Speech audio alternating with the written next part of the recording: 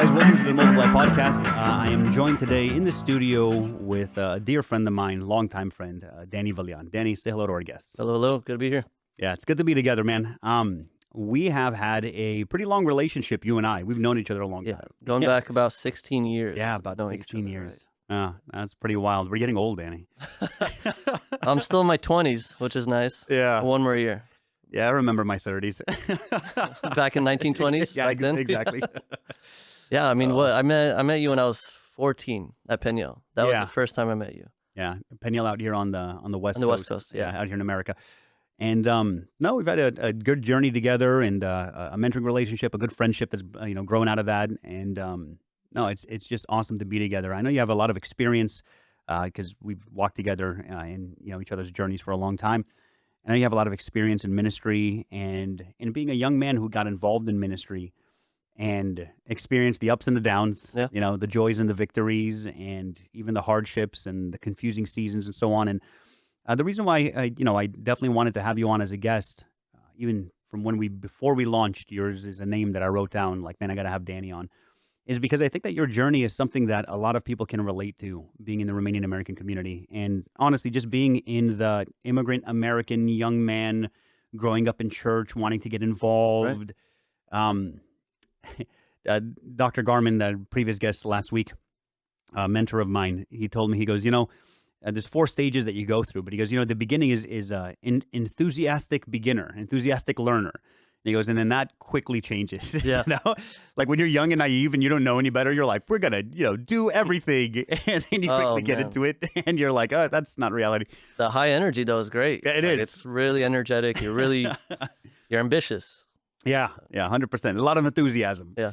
Very green though. Yes, and I know that you had a lot of different experiences in, making disciples and raising up young men and young women and walking with them through journeys, developing different ministries, developing sound ministries and worship ministries. I know we've served together multiple times at the Summit Camp, that I've led for multiple years. And you've helped us with worship there a lot of times underneath John DeBrea. You've helped us with worship at lead retreats and different events. And then I know you've also served as, one of the guys that put together Make Jesus Known, different conferences and, events that happen in different places, but just a lot of ministry. So, Danny, tell me, what has your journey been like? It's a loaded question. I know. But man, I'll say this. It is the past 2 years, I think I've learned more about my walk with Christ than I have the last decade. So at 18, some background I grew up in a Romanian American, just Romanian household, and I grew up in the Christian church in the Romanian American community here. Basically, in '99, my dad won the green card lottery, and him, my mom, and then 5 kids, me being the youngest, we flew out here, and my dad basically put everything that they saved up at that point. They sold this grocery store they had, the apartment, everything. And then came here because, and we were just talking about this earlier, literally by faith, my dad had a word from the Lord and said, this is where we need to go. You're going to go over the seas. And what year was this? 99. Oh, wow. And June 30th, 1999. You guys came to the States in 99? 99. Dude, I'm so old. Like, I remember 99. Yeah. So, I mean, that's what's crazy is back in 99, he won the green card lottery. And then, I mean, to think of this, I mean, I'm 29. He was 32 when this happened, right? And so back in 99, him being 32, I'm 29, and I'm a few years away from that. To think, okay, 5 kids.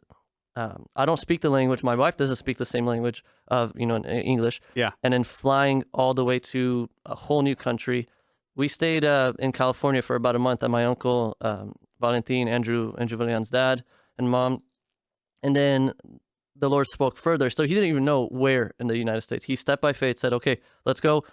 A month later, the Lord spoke to him. The Holy Spirit spoke to him and said, go to Arizona. Arizona is where you need to be. So he said, okay. They weren't really finding work in California, and then they went to Arizona. He started working as a subcontractor, contractor. He left SoCal and moved to Phoenix. Okay. Yeah. And so SoCal, yeah. LA, and we moved to Phoenix. And then from there, that's where I grew up. They're still currently there. Most of my family's there. They moved to, I moved to Seattle, to Washington about 2 years ago. Yeah. So November, this coming week is going to be 2 years exactly, November 16th. And Nice. Something about a girl, huh? something about a girl, yeah. She pulled me over there. No, just kidding. She actually didn't. She was in full support to move to Arizona. Right. But one thing, this is something I really recommend anybody who's doing long distance: confirm, pray, figure out everything, who's going to move where before the engagement. Right. It will save so much heartache, headache, everything. No more. You won't argue. It's just a really wise thing to do. So what we ended up doing is we decided before we get engaged, before any proposal, before anything, we're going to decide who's going where. And for me at the time, I mean, at 14, 15, I got a lot of hurt from I saw a bunch of bitterness. I went through a church split. I saw a lot of just dirty stuff with other friends, old friends. Like I got burnt, and I had some church hurt. I basically saw what I thought Christianity was my whole life, and I was like, if that's Christianity, I don't want it. So at 14, 15, I left the faith completely.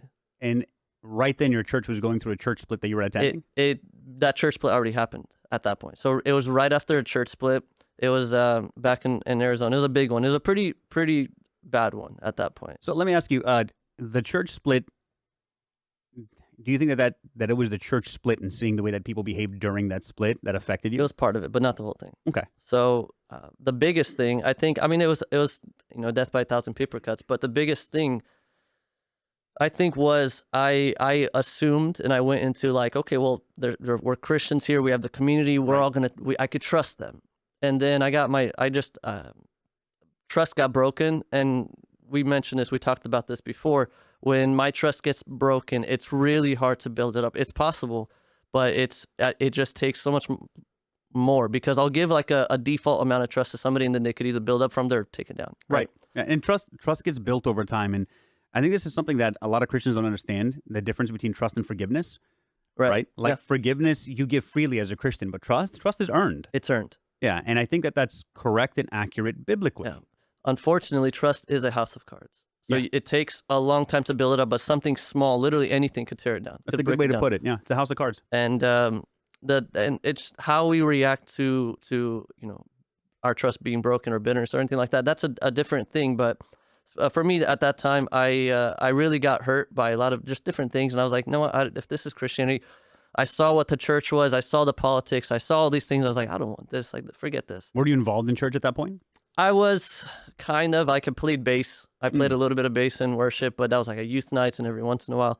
The only reason I joined worship was mainly because my friends were a part of it. Like my friends played some instruments. I was like, oh, great, I'll play bass. So you found community, fellowship, friends. Right. That's what got you into serving. That's what got me into serving. Things went sideways. Yeah, and so, at around there, 14, 15, I was like, no, I don't want this. So it was towards the end of my freshman year, and that's when I was like, all right, like I don't really have friends. I was like, I'm going to go make friends. So I started making friends with a lot of different people, Americans, every nationality, but it was with the purpose of I want us to be rebellious.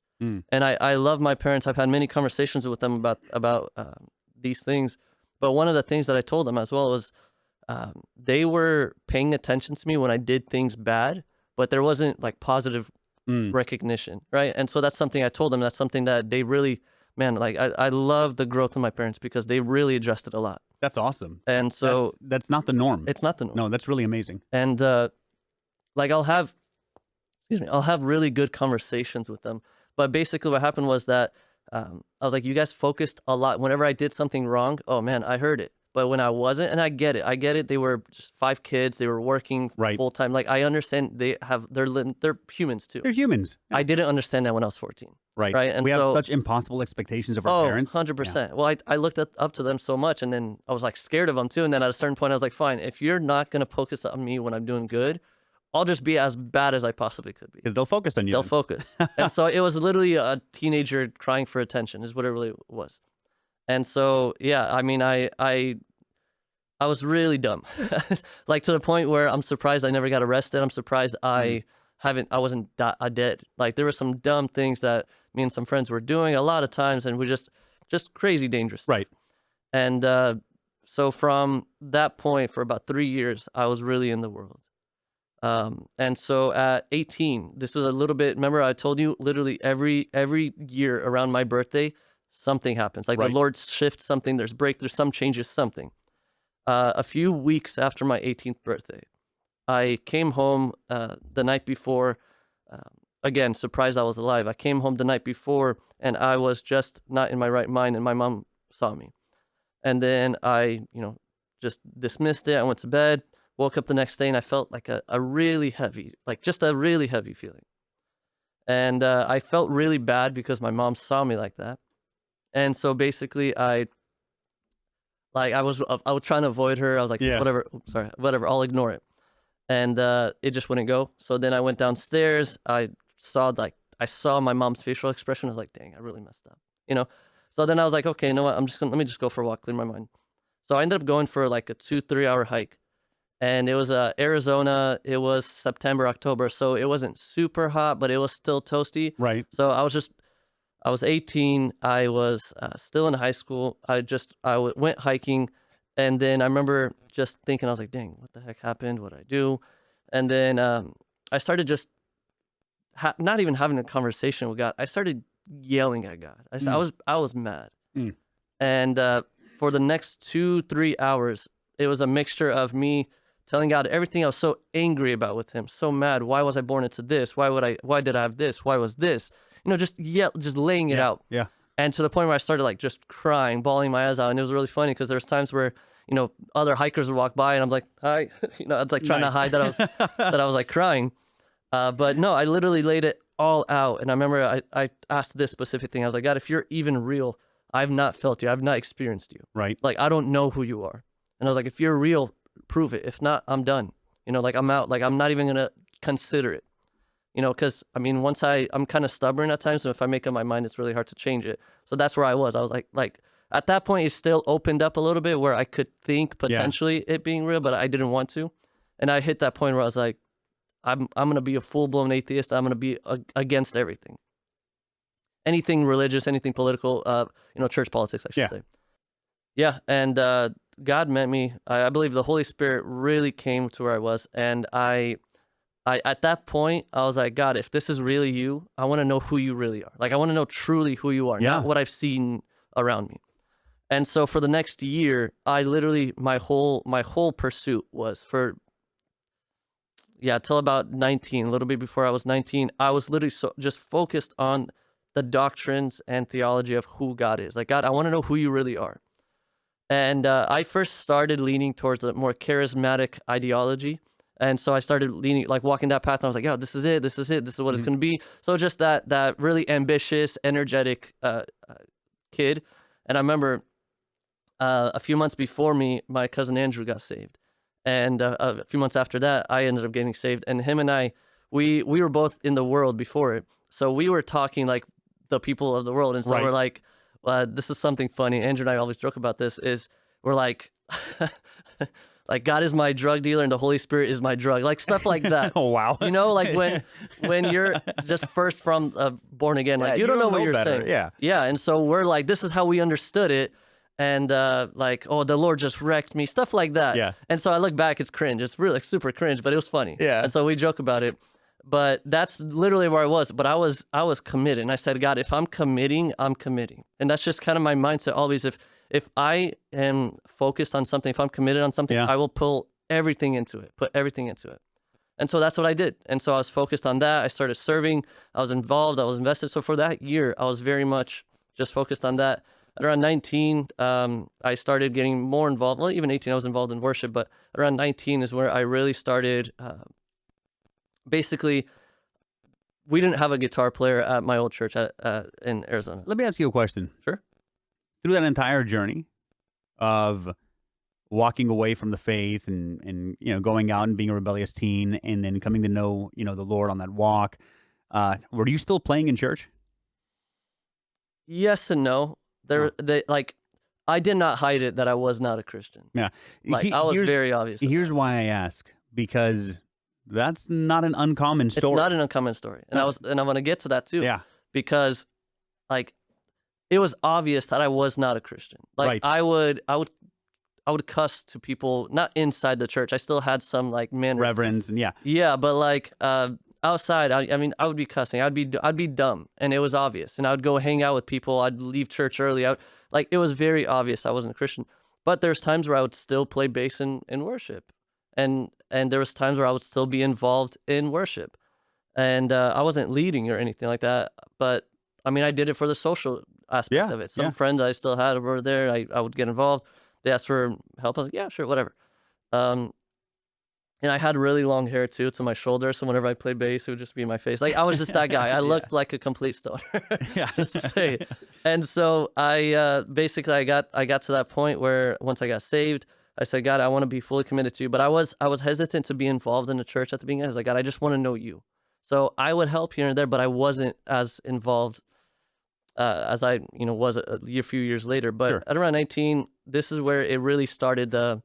Like I was serving here and there in the small things. I didn't want to be in the spotlight or anything like that. But around 19, we didn't have a guitar player. We didn't really have instruments. We Right. had some singers. I knew some basic guitar. I played it a little bit before, and I felt the Holy Spirit say, "Go buy a guitar and jump on stage." I was like, "But I don't know how to play." I was like, "Okay, we'll figure it out." So I bought this Taylor at 114 CE, like just a kind of lower end Taylor. Spent like $500 on it, and Which then was a lot of money. it was a lot of Yeah. money. I had some money saved up, so I was like, okay, like I'll buy it. And my mom asked, "Why'd you buy a guitar?" I was like, I believe God is asking me to buy it, right? Like the Holy Spirit led me to buy it. And so I jumped on stage. She's like, "Oh, okay, fine, good." Oh, let me say Yeah, let me say. Good. And so from there, it was like just trying to work with developing structure. Like, hey, we need this, we need practice, we need this, because it was a smaller church. It was a lot of like last second things. Like, Yeah. well, to the point of this is kind of funny. They would literally choose the songs, right before service. Like, okay, this are the songs we're doing. I wouldn't know the keys to the songs. I didn't really know keys. I didn't know music theory. I didn't know what certain chords worked with what keys, and I didn't have the chords. We chose the song last second. So for the first few months, I literally turned down the volume of my guitar and acted like I was playing and just singing. Nice. Like I didn't know what I was doing. I just knew I needed to be there. Yeah.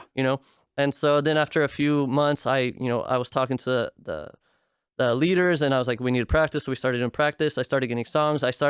I got to the point where I memorized the chords to each song, because I was like, well, we don't have the chords. So I literally just I memorized it.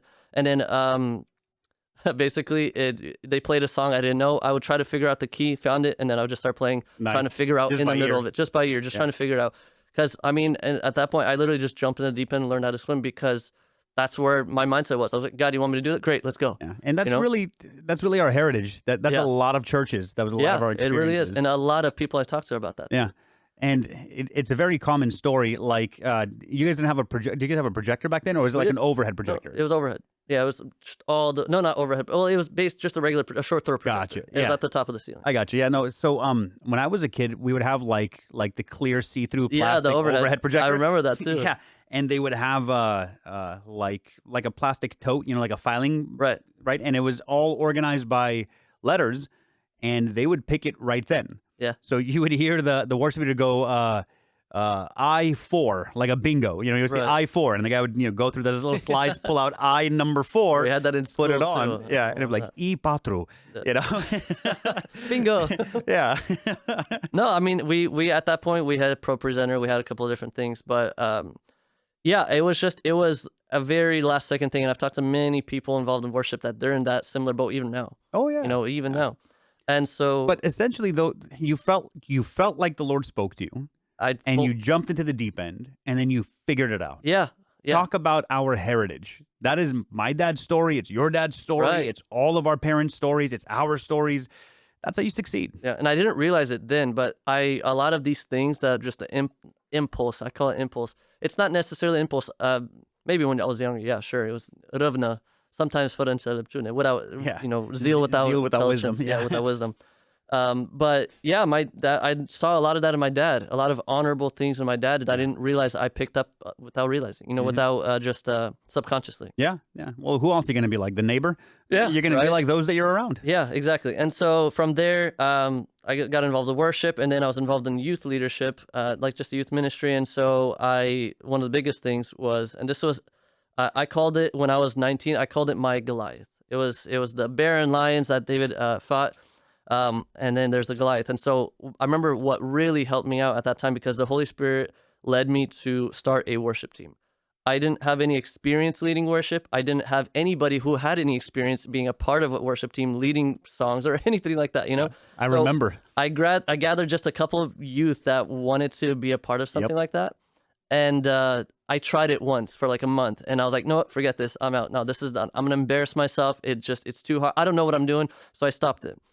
And then about a month later, give or take, I remember the conviction was just, it was hitting me hard. And then a good friend of mine, her name is Nori. You know Nori, double Mhm. Nori. She's like, why don't you, like, I think you're just overreacting. Why don't you just do it? It's not that hard. And in my head, I was like, you don't understand. Like, I was just kind of annoyed. I was like, stop. You don't understand. And then, Noria Damanhuri. yeah, Yeah, great name. she lived in Portland for a bit. She's now back in Is she? Arizona. Yeah, yeah. Oh, that's great, man. I always really liked her. Yeah, great. She's a very good debater. You could Mm. talk about a bunch of different theology and many good things about that. Yeah. So she was fun to debate with. But she called me out, and I didn't like it. And then I went to God. I was like, just kind of annoyed. I was like, God, I can't do this. I can't do this. I don't have this. I was labeling or naming everything I couldn't do because and why, right? So labeling everything I didn't have, why I didn't have it, what I need, like everything I needed, I didn't have. And so I said, God, I can't do this. I don't have experience leading worship. I don't have anybody who knows how to lead worship. I don't have anybody who knows any instruments on the team. I don't have any of these things that are, recipe for a successful Right. worship team. And then the Holy Spirit hit, well, what do you have? And I said, well, God, I have you. And he's like, great, now go. And so I finally tried it up. I started up again. And this was the beginning of my just involvement with worship and sound engineering and everything. We didn't have a sound engineer. We needed in-ears because we couldn't hear ourselves at all. Nice. So on top of trying to figure out planning center, how to organize these things, how to lead the team, I was also doing research on, in-ear monitors. How do we set up? So I spent like $400 of my own money of like jerry rigging this cheap in-ear monitor system where we have like 12 different in-ear monitors, and it was terrible. But it worked, and it was hours. And man, we were so excited. I still have videos of me, like I was there for hours trying to figure it out before practices, and we would go on stage and we'd like, oh, this is how you do. And then I'd be the sound guy and the worship leader. And like, I played many hats at that time. But that's what taught me how to do sound and audio engineering and lead worship. I learned how to lead at that time, and I figured it out. And I knew we started getting better. I knew there's progress made when my little sister, it was a youth night, my little sister came up to me. She's like, you guys actually sounded good. I was like, let's go. Yes. Let's go. And so at that point, I was like, okay, God, you're providing, you're making this happen. And so I would focus very much on the team, because my goal was, like, just in general leadership, my goal is always about loyalty. I want to be as loyal as possible to those that are loyal to me. So my team that was there from the beginning, when there was nothing, I would focus, like we started doing little cool things where I'd be like, hey, everybody, let's get dressed up. We're going to go and just have a really nice fancy dinner. I want to just a cool event for us, just for those that were part of it. And then we'd meet up at practice. And you know this, I remember you told me a specific thing about this. We would go to practice to have practices. I don't know what night of the week. I think it was like Mondays, because Tuesdays was youth night. And so we would go. And then from there, Cleo, she was on the team at that time, she would ask a question.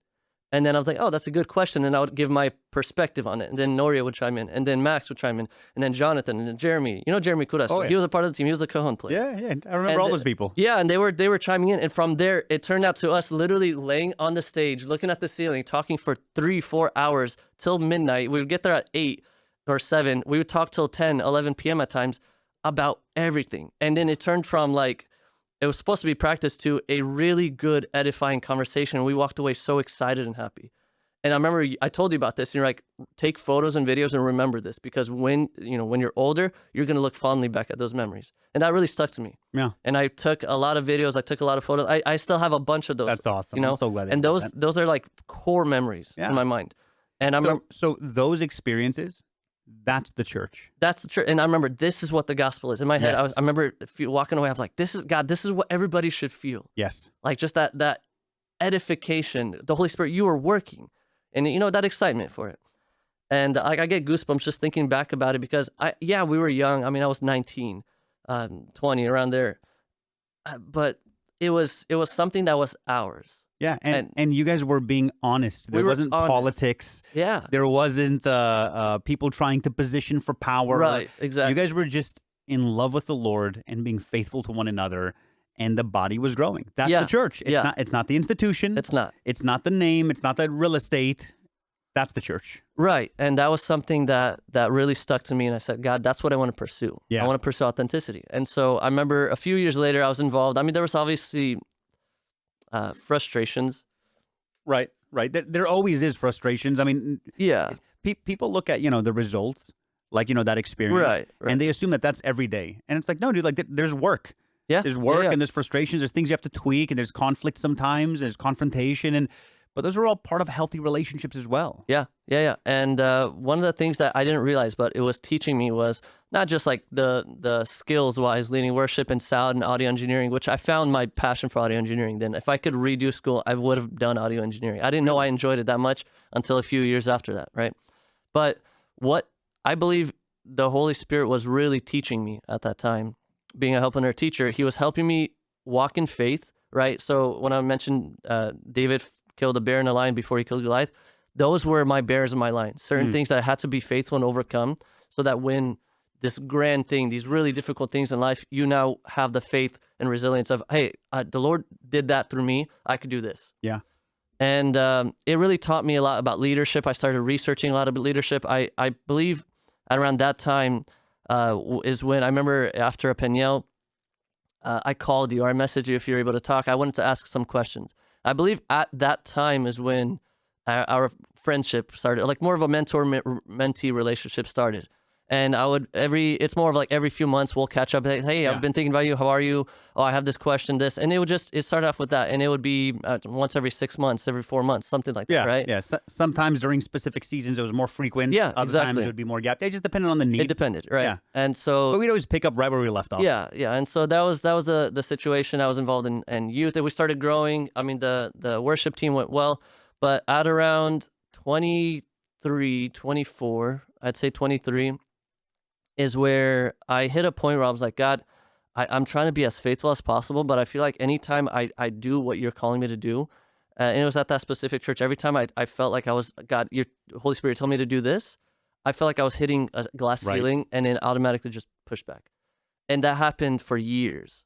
And I hit this point where I said, I had a really genuine prayer, because there's so many times I wanted to leave that church, and all my friends left, most of my friends left, and I was being asked, why are you still there? And I was like, I don't know. I just know I don't have peace to leave. I need to stay here for a bit. And I realized this. I realized the types of churches that there are. I realized that there's two specific types of churches. There's a church that is intentional disciples, develops, builds leaders. Right. And that's how leaders are formed. And then there's churches that the war within is what develops leaders. Yeah, proactive and reactive churches. Reactive church, right? Yeah. And I realized that, everybody, not everybody around me, but a lot of people, a lot of the worship team, at this point, I didn't consider myself any form of leadership. I just was trying to be obedient to what the Holy Spirit was saying. And so I remember I had a friend, she told me, she's like, Danny, if you could see the leadership that we see, I think you would be in a different place right now. Because I kept saying, well, I'm not a leader, I'm not a worship leader, I'm not this.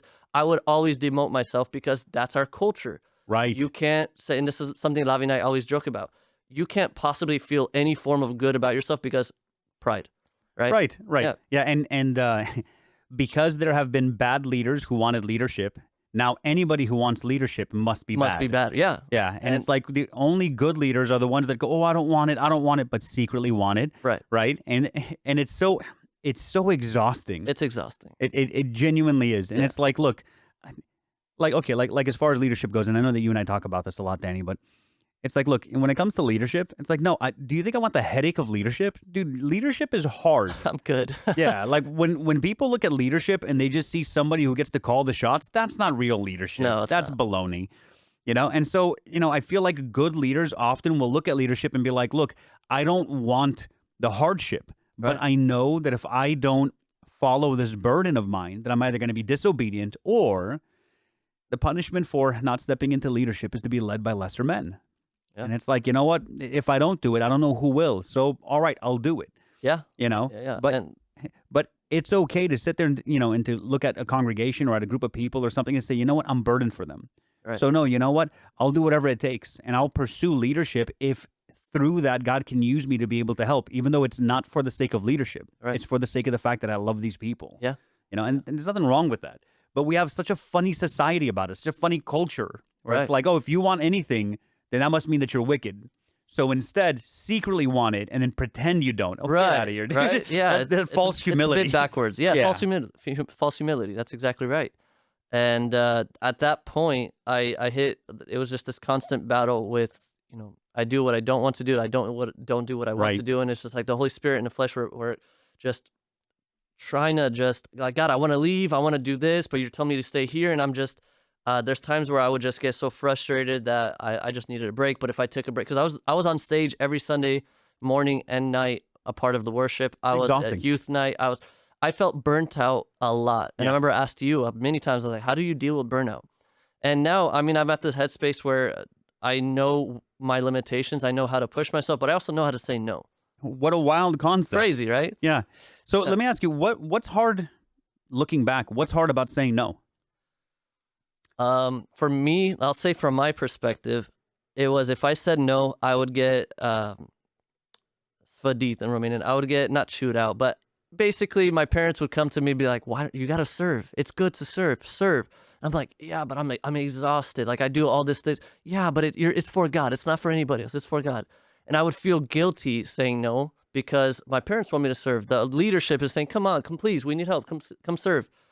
And it's exhausting. But then when you go and do serve, you're kind of like, okay, but it's done so poorly that Yeah. everybody's being burnt out. So what's the point of doing this like this? Let's change it. I'm willing to serve, but can we adjust things?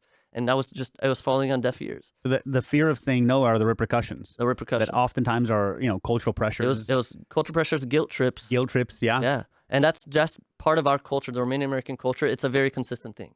Yeah. Yeah. And what that is often there will be control Yeah. that is issued through guilt Yeah. and And- shame. And from my parents' perspective, it was good intention. Oh, Like, 100%. they want their child to serve, which I totally get. But the way that they were approaching it almost felt like I was sinning saying no, Right. right? But sometimes, so stepping aside from parents, or even including parents, not yours specifically, Sure, but I'm yeah. just saying in general, sometimes, I mean, we've seen this, right? Raising youth and raising young people, investing in people. We've seen parents pressure their kids to go into a ministry that they have no business being in. Right. But it's because they get stage time or they get, Right. a prestige or their name increases or whatever, it's called, where you're putting pressure on your kids so that way you can gloat about it. But that happens outside of the church. That Right. happens in That happens sports. everywhere. That Yeah, it happens does. everywhere. And so that same mechanism exists oftentimes in the church where it's like you're going to pressure your kids to go into ministry, but they're not actually growing. Their heart's not actually there. And the ministry is being hindered because they're in a place that God never called them to be in. Yeah. Well said. And I think for me, man, I had something to say. I just lost what I was gonna say. I was gonna add to that. It happens with age. Yeah, right? Yeah, no, it happens okay, to I'm me still in my all the 20s. time, bro.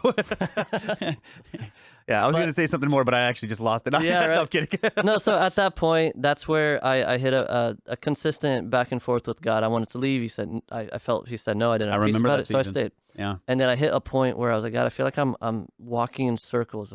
And I had a very honest request from God. And I said, God, if you want me to continue walking in circles for 40 years, I'll do it. I need very clear specifications that you want me to do it. Like, if you want me to do this, I'll do it.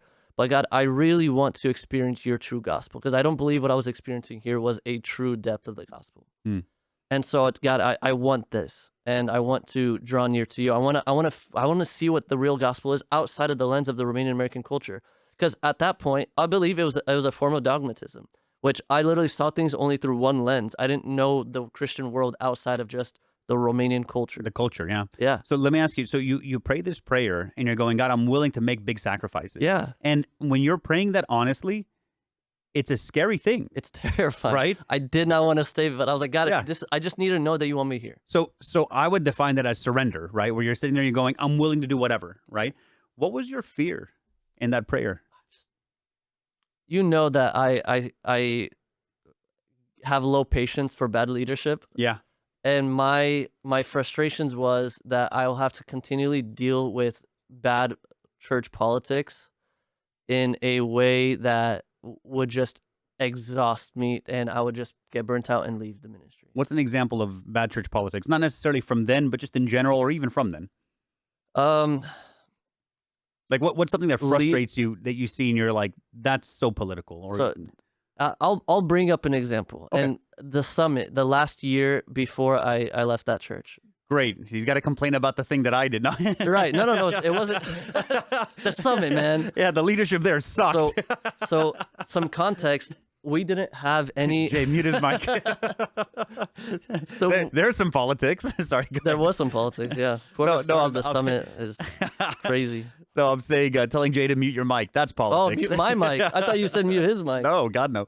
No. But no, so Anyway, basically at the summit, we didn't have any funds for any stuff like this. We don't have a youth fund. So I was like, hey, I talked to the youth. I was like, hey, I'm gonna go to the summit.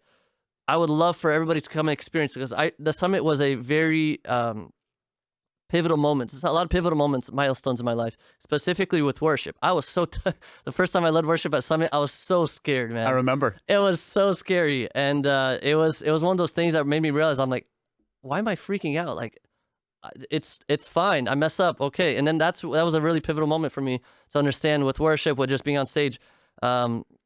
But I even with sound, like I realized, man, I'm so good with not being on stage. I'd rather just be in the background, just doing audio engineering. Like it was fun.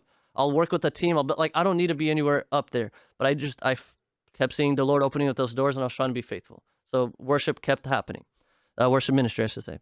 But we didn't have a youth fund, and so I talked to the youth. I was like, hey, what if we do a bake sale? We'll raise money, and then we'll rent the vans. Anything that's left over, let's sponsor whoever wants to come. So for those listening that don't know what the summit is, the summit was our annual youth camp, Youth right? camp, yeah. That me and my team, we led and created on the West Coast, and a bunch of people participated in that. And we did that for like 8 years. 8 years. Yeah, something like that. Yeah. It was from the Pinellas taken over. Yeah. Right. Yeah. And great camp. It was great. Some of my favorite experiences in life were at the summit. And so you guys with your youth group, you guys were coming up from Phoenix, Arizona, and you were trying to put together money for expenses and so on to come to camp, right? Right. This is the scenario? That was the scenario. Okay. Yeah, that was the context of it. And we're like, hey, I'm going regardless. A few of us were already going. I said, what if we raise money and try to get as many people to go?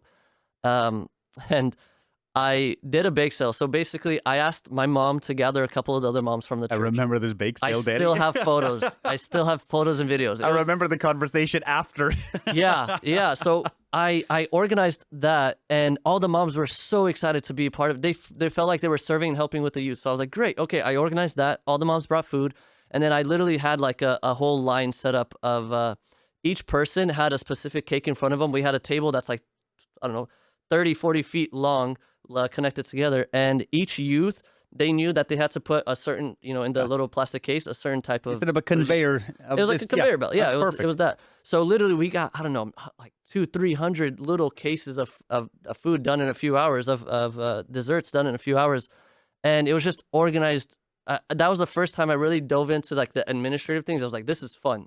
Like if things are done well, everybody has a great time. They work towards something. Like I just started really getting a taste of that. And so I said, great, this is awesome. And then what I did is we set up a stand for 2 Sundays.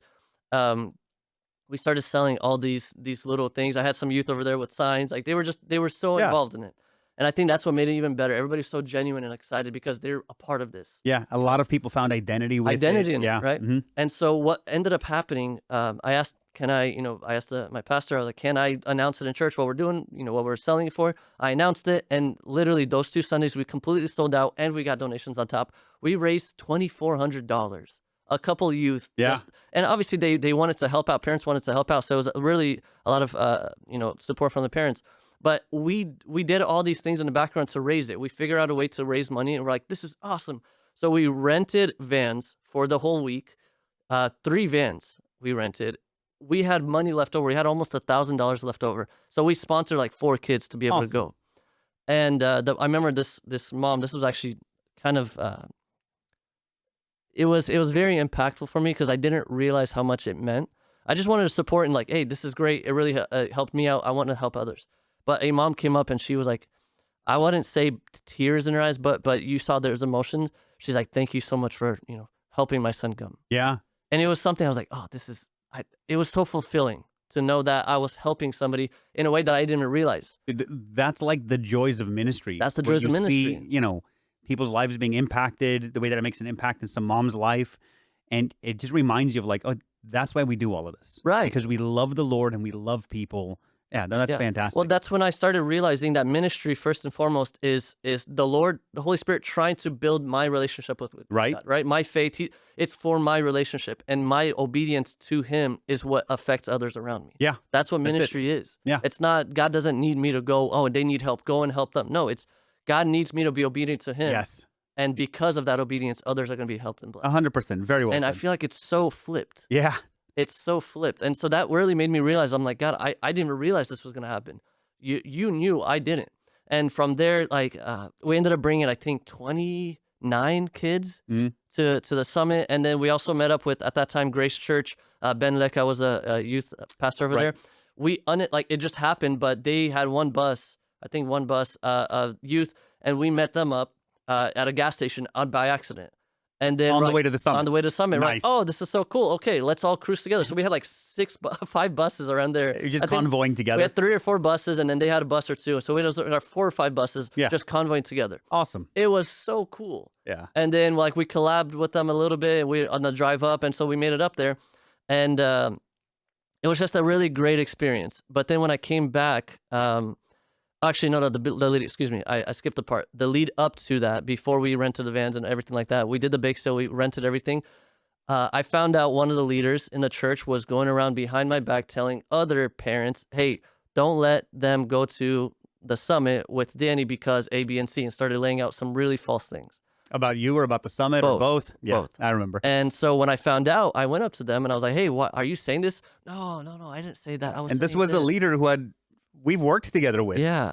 Somebody we participated in ministry together with. They had served, I don't know if ever at a summit, Yeah. but we served in ministry together. I was hurt, man. Rightly so. I was hurt. I was like, Rightly so. I thought we were on the same page, like same team.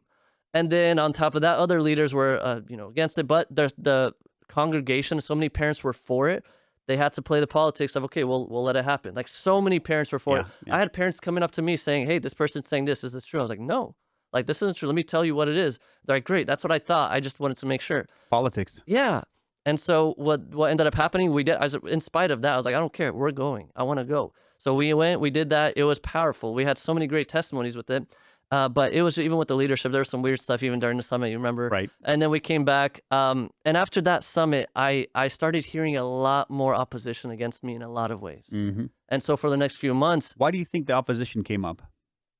my opinion and my parents' a lot of people's opinion is that there was a form of, oh man, they have more influence than me with the youth. They're going to take my place. Oh, this is going to happen. And I noticed that too, and I called it out, but nobody wanted to see it. No. Well, nobody wanted to engage in that conversation. The reality is that is a issue as old as time itself. 100%. And even in Scripture, it says often that even in Acts, for example, we were just studying through Acts, that when they saw that the crowds had more influence than they had, that they revolted, that they tried to punish the disciples, that the Pharisees and the legalists, Yeah, it's a common the thing. religious leaders of the time, and all of that. And the truth is this is a story that's as old as time, not just in our circles, but even outside of the church. But it's definitely real in the church as well, where someone who has influence feels threatened by somebody else who is gaining influence, and then they try to crush them. But it ought not be so in the church. In the church, No, never. we should be disciples who are raising disciples. That's how it should be. That's how it should be. It Ideally. shouldn't be the way of, well, this is my territory. Nothing's yours. We all belong to the Lord. Right. And there's just such a ridiculous, that's why politics happen, where Yeah. people will maneuver, people will bait, people play all these stupid games. It will be. So that way they can try to gain and increase their own influence. Right. And there's just I'm trying to figure out the exact right word. There is a tremendous amount of wickedness that happens Unfortunately. whenever, as people, we try to position ourselves between God and his people. And that is the definition of wicked. Yeah. And it happens. It happens. Fratelli Crini says this all the time. He goes, look, pray for your pastors. We're just people. Yeah. And it's true. It's like we can fall into an extreme where we sit there and we go, all pastors are bad. Wrong. It's not true. We could fall into an opposite extreme where we pedestal them like they're a different species. Wrong. We're just people. As pastors, we're just people. Yeah. There's nothing, it's not like we're a different species. You know what I mean? And it's like, no, we have to pray for our pastors, but at the same time, we also have to understand, as pastors, right, we have to understand we're just people, and we can't position ourselves between God and his people. We can't. No, that's wicked. Yeah. And we're not deciding who's anointed, who isn't, who's doing this and who's what. We could direct people in structurally, administratively, but man, the church needs to be, if you see a gift in somebody, you start developing that gift biblically. Yeah. With wisdom. You tell them, hey, this is what you're doing wrong. This is what you're doing great. This is your gift. Let's start developing that. Yeah. That's what intentional discipleship is. Yeah. But yeah, and at that point, it ended up, there was a lot of dirty stuff that was happening in the background. And my parents and a lot of people apologized for this, but I was trying to bring to light these things that I noticed. Yeah. And I felt like the senior leadership of the church, a lot of them were just coming against me. And I brought it up to my parents. They like, no, is that true? No, I don't know. No cred, I don't believe. I told a lot of other parents, I told a lot of people, I was like, this is what's happening. This isn't right. I told the youth. Some of the youth understood, but others were terrified to say anything or even like think about it, talk about it, whatever. So I hit a point where I wanted to leave so bad, and then I hit this conviction of, have you tried as hard as you possibly could to be obedient in every part of this church?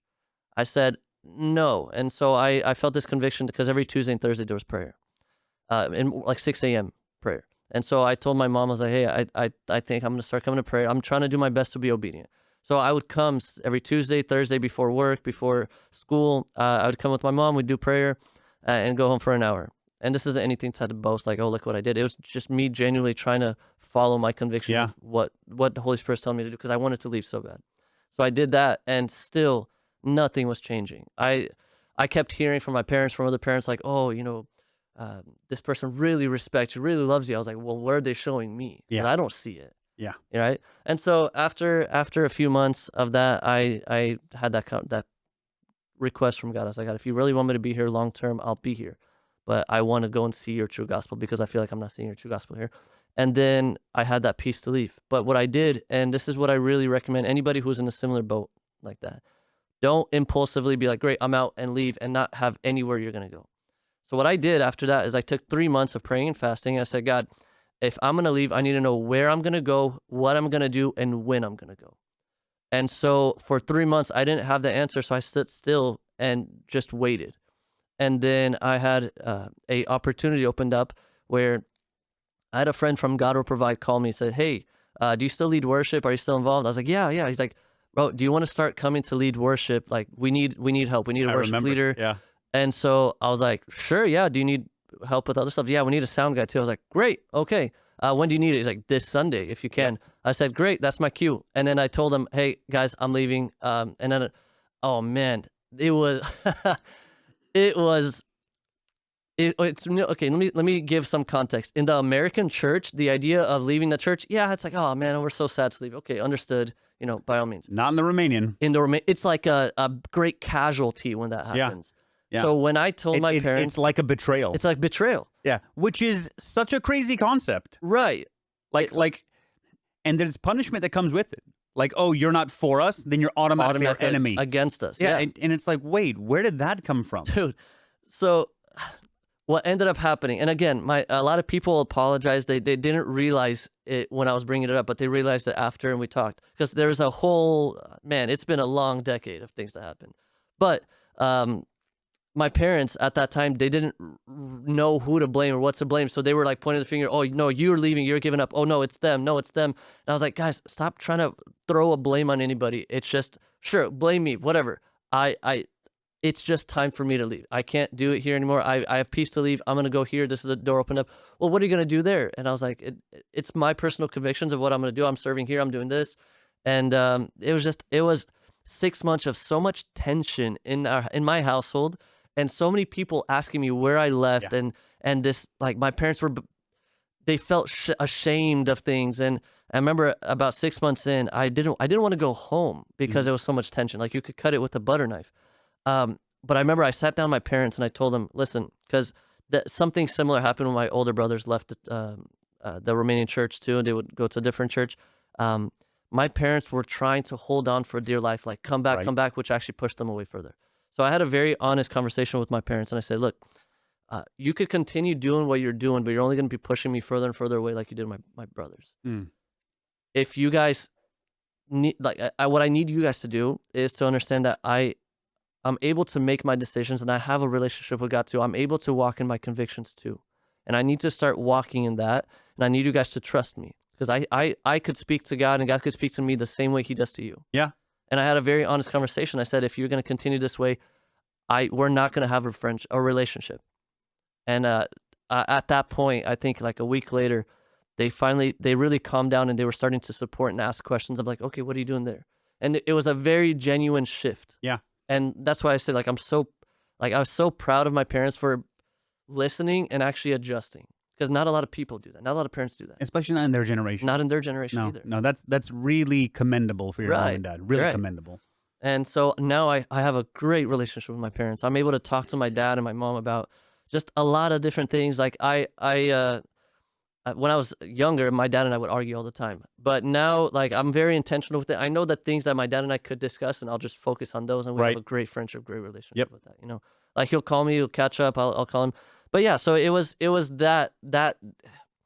it's such a casualty to some people. It's a betrayal that you leave the church. And if anybody is in that position, it's not easy, especially for a small church when everybody's so intertwined with each other. Why do you think that is? Why do you think that in our culture, especially, people feel like if you're not for us, you're against us? That it's like you said, a casualty if you're leaving the community. Right. It's a great sorrow. Yeah, I've thought about this a lot too. We talked about it a couple times as well, but um,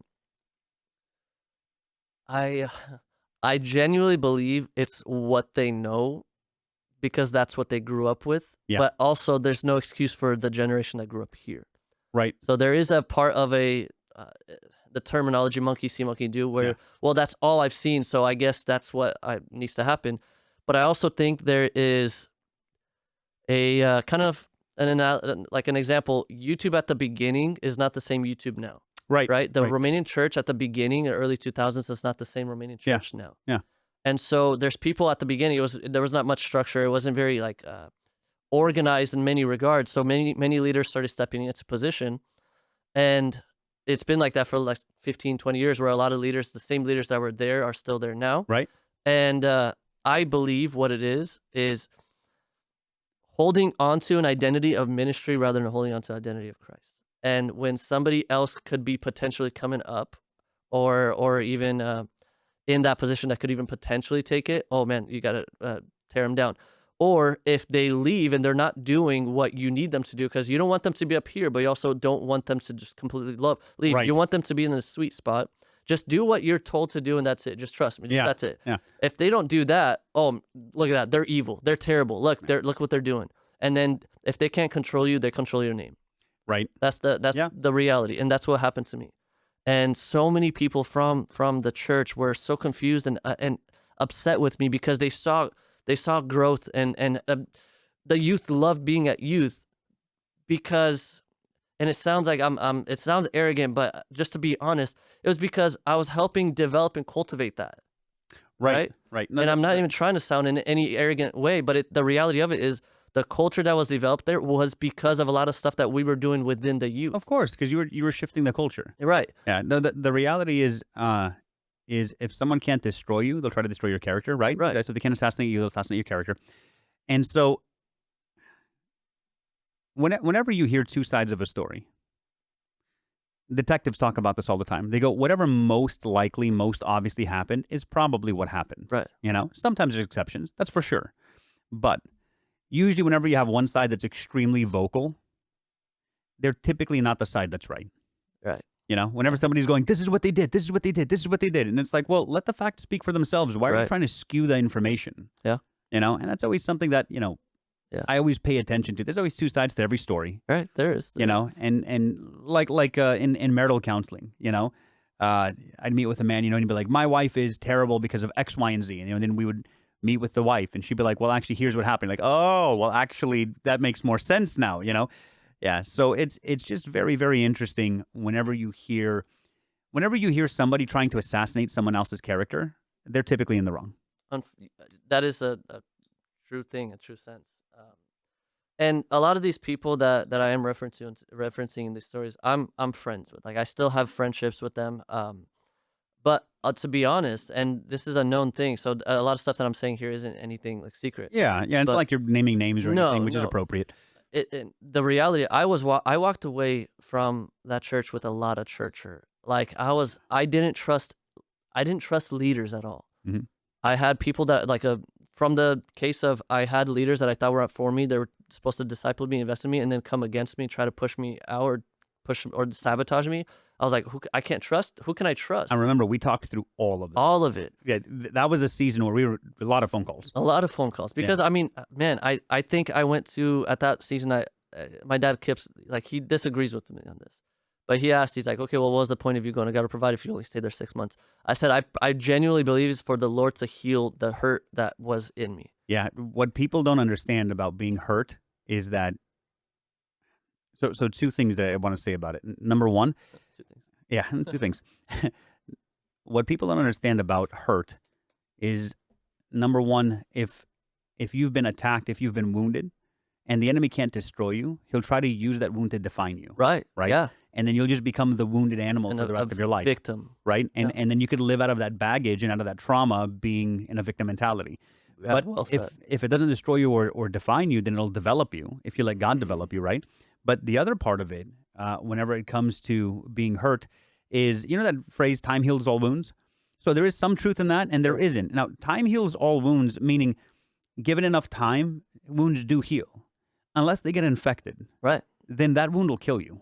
Yeah. You know, and so that's why, you can't let it define you, but sometimes people get wounded and they'll just jump into the next thing. And it's like, no, you need a season to catch your breath. Yeah, you need to slow down. Yeah, you need a season to heal the wound, to come before the Lord. Like I remember when I had gone through a really difficult period in my life, I remember that I didn't know how to forgive, Mm-hmm. and it was like, I remember sitting there talking to God and going, well, of course I know how to forgive. I'm an ordained minister, and it was just like, God, I forgive them.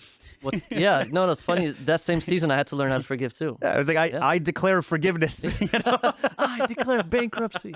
But it's like, oh, I can't just say the words and then It doesn't work. abracadabra, Yeah. God does Jesus magic, and then it's all fixed. It's like, no, I have to go through some things, and that takes some time to walk it out with God and time. heal. And yeah, There is truth, but with the caveat to that statement, time heals all wounds. right. The caveat is if you're intentional with the healing, Yes. it heals. Yeah, and There if has you're to be not, intention. then time just goes by and you It goes become by. bitter and callous. Or there's just scars that are left behind, and good luck healing those because now they're really hardened. yeah, Right. Yep. So that's something that my wife and I've had a lot of good conversations about too, and we're talking about this because she's experienced a lot of church hurt as well. So we talked a lot about what is forgiveness, because there's so many. Oh man, and this is it's such a blanket statement, and it kind of infuriates me sometimes because it's so vague, it's simplified. But like, well, you're a Christian, so just forgive. You have to forgive. That's what the Christian thing to do is.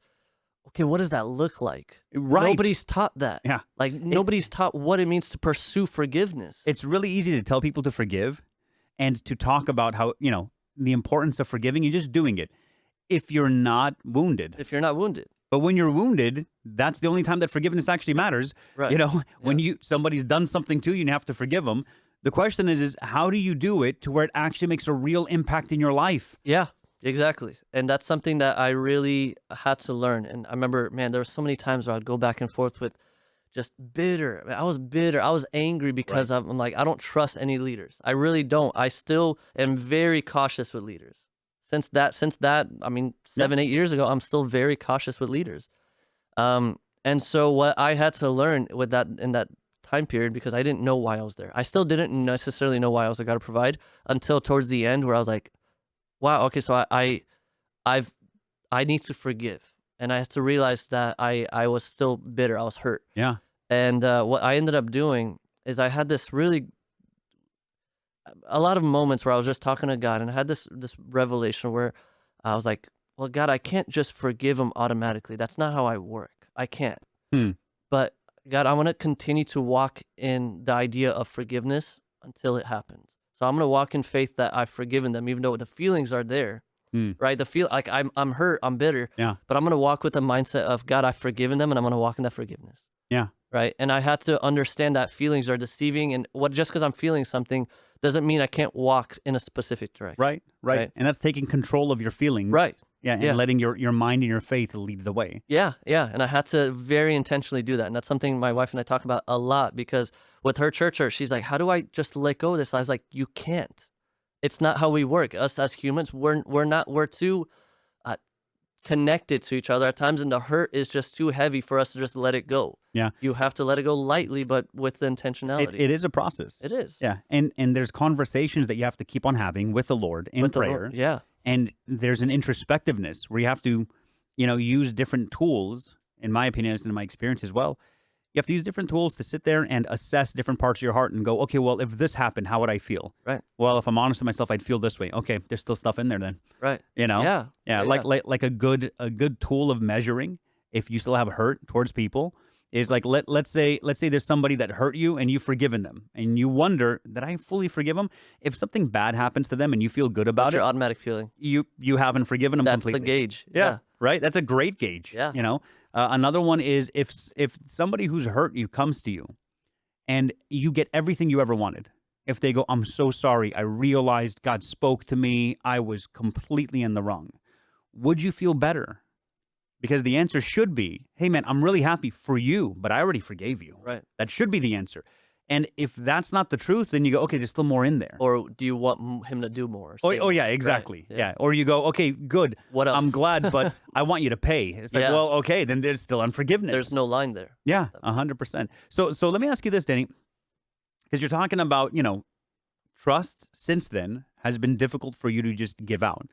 And I think that it's healthy to not just give away your trust. I think giving away your trust is naive, Yeah. innocent, and a really good recipe for getting hurt, Yeah. right?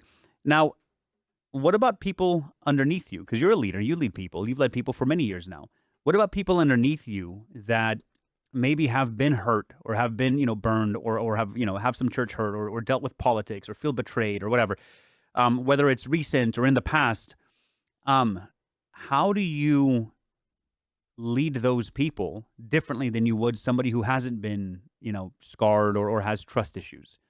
Like what do you do as a leader to ensure that, hey, I'm taking care of these people and I'm leading them well? Because you're not going to lead them the same like No. somebody who isn't apprehensive. Everybody's different. Yeah. Everybody's different. Which is it's a really solid question, and that's something I'm constantly trying to work through as well. Because there's people that have different levels or different uh, ignorances, if that makes sense. Yeah. And there's also people that really think that they're right. And so for me, at least how I try to approach it is, I believe I'm a good discerner of intentions. I like to see what person's intentions are. Like their actions say one thing. Everybody makes mistakes. They'll fail. They'll fall. They'll make a mistake. But if I see a consistent pattern of ill intent, Mm-hmm.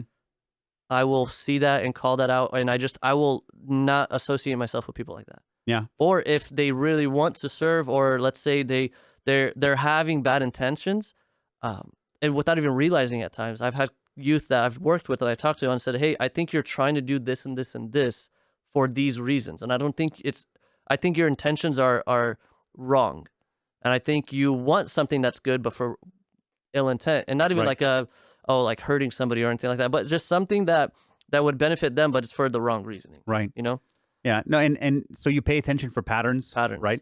That once is a chance, twice is a coincidence, three times is a pattern, pattern, right? right? And so what would you, okay, like let's say you move to Canada, God forbid. Let's pick somewhere else. Is that even real? Yeah, let's say you move to Florida. I thought Canada was a myth.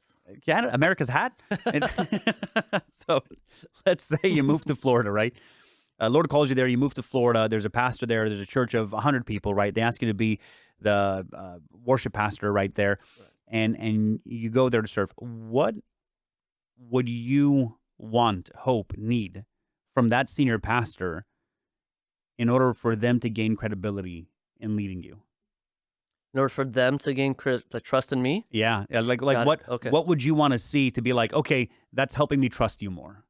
Like Yeah. what are some key Yeah. components that Yeah. you're like, Yeah. did I really need this? So, and I really like this questions because I'm currently in the process of having these discussions Right. too. Um, and shout out anybody in Seattle, RCC, Revive City Church. That's right now we're in the process of really discussing a lot of these same questions. But from two perspectives, one from being a follower and one from being a leader, it works neck and neck. You can't be a great leader if you're not a great follower. True. And so if I see somebody who has a lot of potential, I also need to see their ability to listen and support the directions I give them, right? Even if they don't agree with it, that they're going to be like, okay, I'll trust you. Let's go that way, right? Right. So the same way that I expect somebody, and it's okay to question like, okay, why do we want to do that? Great. Let me walk you through it because I've thought A, B, and C. I've thought through these steps. This is why, right? Whether you agree with the why or not, okay, that's a different story, but I could tell you, you know? So the same way that I want somebody to listen to what my vision is and why I want to do things in the direction I go, I very much I would go to that senior leadership, to that church, the pastor, and say, okay, what is your end goal that you want with this church? Or every church has a specific emphasis they want. What's the emphasis that you want to put on this church that the Lord's placed on your burden, on your heart, right? Burden on your heart. Yeah. What is it that you're trying to accomplish? Where is it that you're trying to go? So that I could affiliate and support that, because my goal is always going to be to support and uplift the vision of the church. Right. That's what it should be. That's what the gospel speaks about.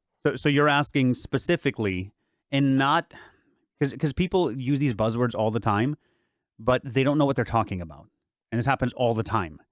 But specifically in a very practical way, not in a buzzword, No, not in a pop buzzword, culture no. way. You're asking for, hey, what's the purpose, what's the vision, and what's the mission? Exactly. And people don't even understand what those three words mean. So purpose is why you exist, right? Vision is where you envision yourself being. Mission is how do you get there? Yeah. That's it. So you would want that from a leader. What would be a bad answer? So this is the struggle. I at least for me, and this is something that I really do believe the Holy Spirit's working consistently in me, and I'm always trying to understand what my intentions. The same way I try to read other people's intentions, I always try to read what my intentions are. Yeah, that's good. So if let's say the pastor doesn't give me an answer I want, my first thought is, and this is from my experiences, is okay, well, now I have to gauge my expectation, because my thought process is very just administrative and, okay, this is where we want to be. This is where we are. Let me look at all the steps we need to get there and how we do that. Right. Right. And I know we're not a business, we're a church, so we're working with volunteers. So now we have to approach that very, very specifically, very carefully, because we're not going to treat volunteers like they're our employees. God forbid, that would never happen in our church, right? God forbid. Yeah. But we're going to treat them like family. So that's what I would, in a hostile family. Sorry. that's the reality. So what I would do is, okay, let's say they don't give me the answer. They don't even have the answers. What would be a bad answer? Oh, what would, like, specific? Yeah, like a Let's say, non-answer. well, non-answer, or like, yeah, we want to raise and disciple people. Great. What does that look like? Well, we just got to invest and pour into them and just spread the gospel. Really, generic answers. Generic answers frustrate me so much. Because you're asking, like, how? Yeah, right. Because you're asking this question as a precursor to the follow-up question, which is, okay, great, raise disciples. How are we doing that? Right. How? What does that look like? Okay, what does that look like? A, B, and C. Great. Okay, now I know exactly where I could work, the bounds of where I could work. The second reason why you're asking for our listeners is because you're trying to gauge the leader. Yeah. You're trying to gauge, you're measuring the person. And you're going, I'm trying to figure out, can I trust you? Now, can I trust you based on competency and character? Yeah, That's exactly. how credibility That's happens, it. right? It's because it's like, well, if you're not even able to articulate and you're just going to throw out general platitudes, you might have a really good heart and good character, but I don't trust that you have the competency to do the job, right? Or they might say the right things, but you see that they're not actually doing it. And then you go, oh, okay, you're just telling me what I want to hear, so now I don't trust your character. Right. And again, the credibility gets hindered. So there's a measure that's happening there. Yeah. And I assume that even with people that you lead, the same thing's happening, where you're like, look, I'm going to be honest, transparent, right? Because you had said that you're a good, you have a good sense, and you do, of detecting intention. And so in that same way, you're always revealing intention. Yeah. Hey, I want you to do this, and here's why I want you to Right. do this. Yeah. Yeah. Yeah. And that's 100% it, because my thought process is this. Um, the same way I go to that pastor and I'll talk to them. I know what I need to do, because if you want to be a good leader, you have to be a good follower. What I know I need to do is I need to earn his respect, and that means I need to see what you know, what's his definition of respect Awesome. and what that is. And great, now I'm going to focus on that, because I need to make sure that our trust is high so that communication is efficient. Yeah. Right. So you're measuring him. He's also measuring He's you. also measuring me. Yeah. Yeah. And so he's looking at, what is my intentions with this? Am I just trying to, because as much as I find it hard to sometimes trust leadership, Yeah. there's the same way on the other side where a lot of leaders have been burned by youth. Yes, that's the other side that we never talk about. That's not, yeah, and that's something that needs to be called out. A lot of pastors have been burned by youth leaders. And so it's hard for them to trust the same way the youth are hard to 100%. trust. So there's this middle ground that needs Yes. to be had. And I get it, because I've worked with a lot of youth that they want something grandiose and they see an image in their mind. Okay, now this is what it takes to get it. No, I'm good. So have you ever had this experience? Let's talk about it in reverse. You ever had the experience where you've had somebody come in, right, to join the ministry? So they would talk really big. They would join the ministry because they want to be a part of the results that you guys are having. Mm-hmm. But they don't want to come underneath your leadership, or they don't want to come underneath your structure, or they don't want to adjust to the culture. They want to just come in and be in charge of everything. Yeah. And when they find out that it doesn't work out, they leave, and then they play the victim and blame you for everything. Yeah, yeah. That's happened dozens and dozens of times. I've had to kick youth off of the youth worship team before because of that. And this has happened to our senior pastors dozens and dozens of times Yes, as well. it does. So, So I get it from that perspective. and this is that conversation where it's like, sometimes, we can be fleshly and wicked. Mm-hmm. Sometimes, we're going to be godly and righteous, but we're just people. Right. And That is true. That is very true. And the same way they're trying to gauge, okay, am I even able to put any responsibility on him, or is he going to just leave me out to hang, to dry? The same way I'm looking, are you going to start coming against me if I start being successful in some way, one way or another, right? Yeah. So that's how I look at, even with let's say a worship team. Let's say from the perspective of a worship team or a youth board. Ambition is great. High energy is awesome.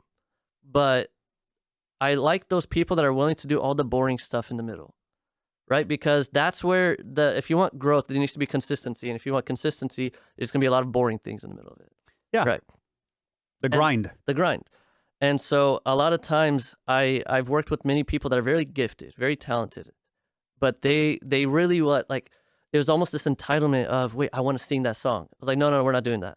But no, come on, can I please? I really want to sing it. And then they start getting frustrated. I was like, no, we're not doing that.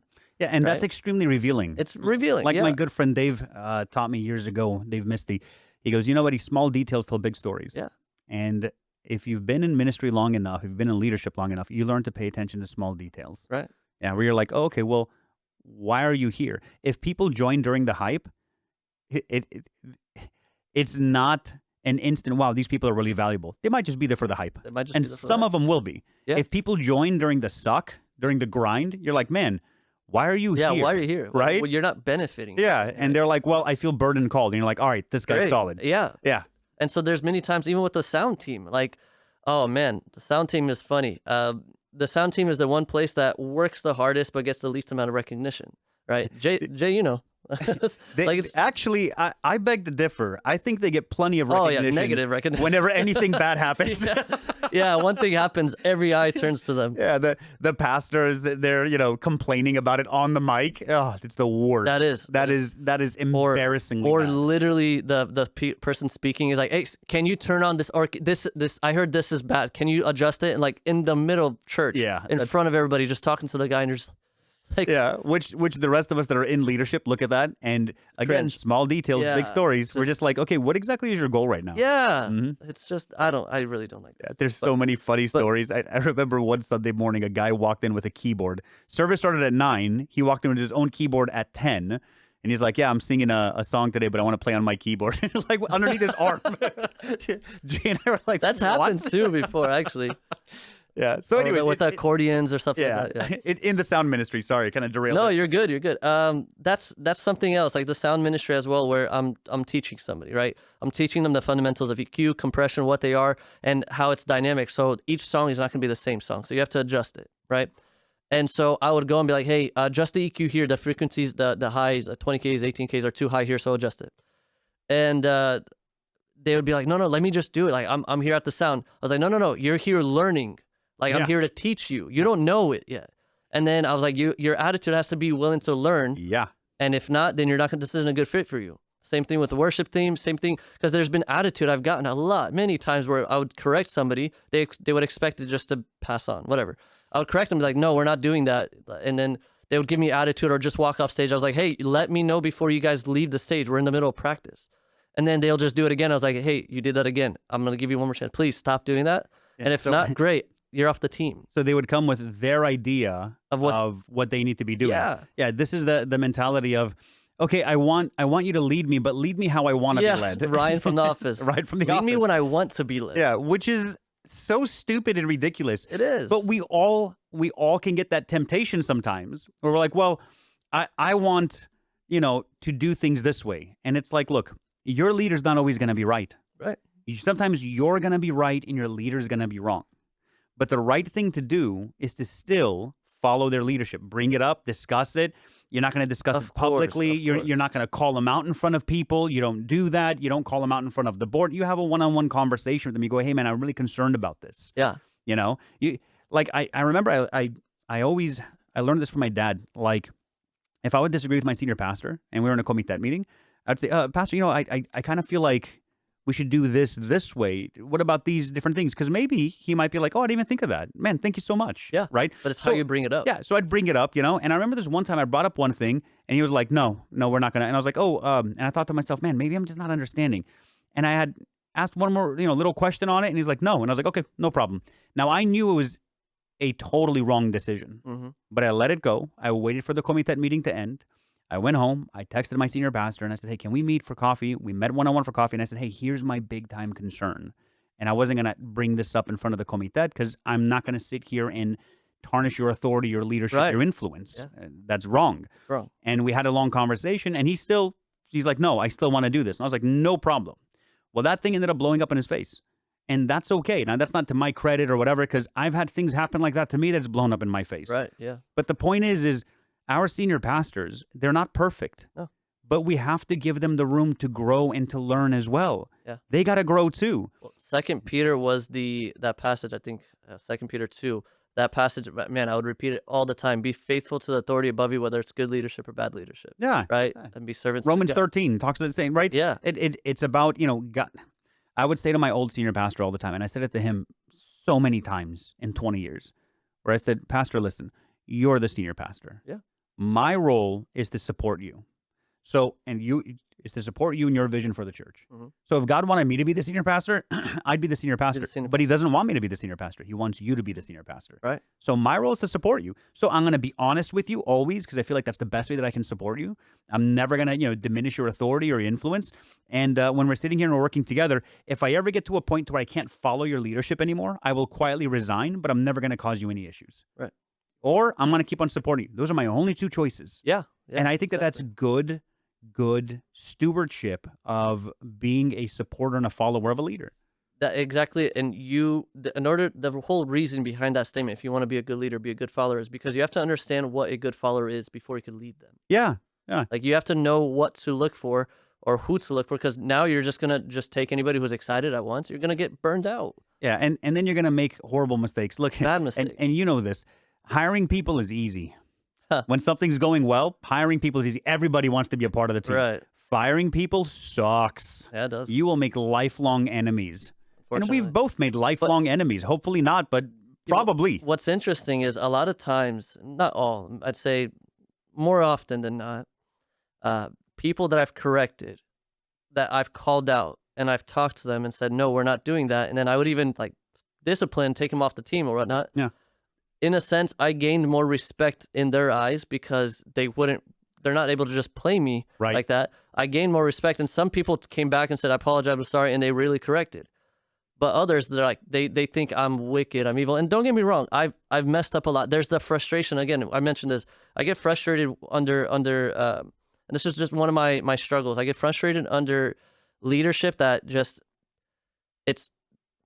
how do I put it in the best way? It's hard to respect bad leadership sometimes. Yeah, 100%. And for me, what I've struggled with is something that, I do what I don't want to do and I don't do what I want to do. I know how I need to act. And that's why that passage in 2 Peter was so prevalent. I kept repeating it because there's so many times I was getting so frustrated and I would catch myself talking and like venting, and it was to people that I shouldn't, right? And Yeah. then that backfired in my face and I'm like, oh, I'm sorry. Like, I apologize. I shouldn't have done that. And that'll happen. Yeah. And I'm not saying, oh, it's a mistake. It is what it is. No, that's not good.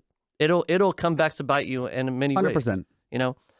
But in the end, that I believe you can't learn to be a good follower or a good leader if you're not under bad leadership at times. And I had to, that's a lesson I'm learning over the decades, Nice. right? Over the last decade of like, in order for me to understand proper leadership, I need to learn how to be obedient even to something I don't agree with or even potentially respect.